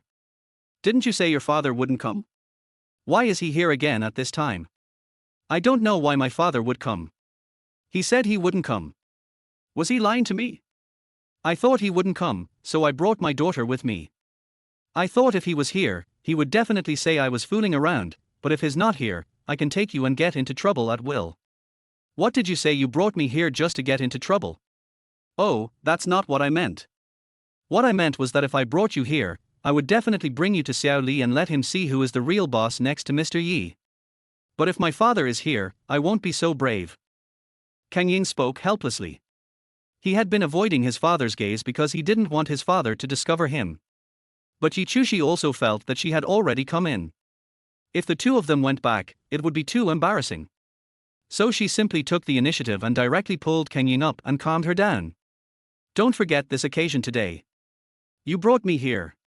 If you run away now, it's your own business. Don't tell me that you think this matter is difficult to handle and want to run away. I will never let you run away. Since your father is here, let's not do anything else. Just correct your attitude. Your father won't blame you. No, dear Yi Chushi, you don't know that I told my dad today that I was out shopping. If my dad knew I was here, I would have lied to him and he would definitely scold me when he gets home. Please forgive me, I really don't want him to scold me. Yi Chushi sighed after hearing this and continued. Okay then, let's split up.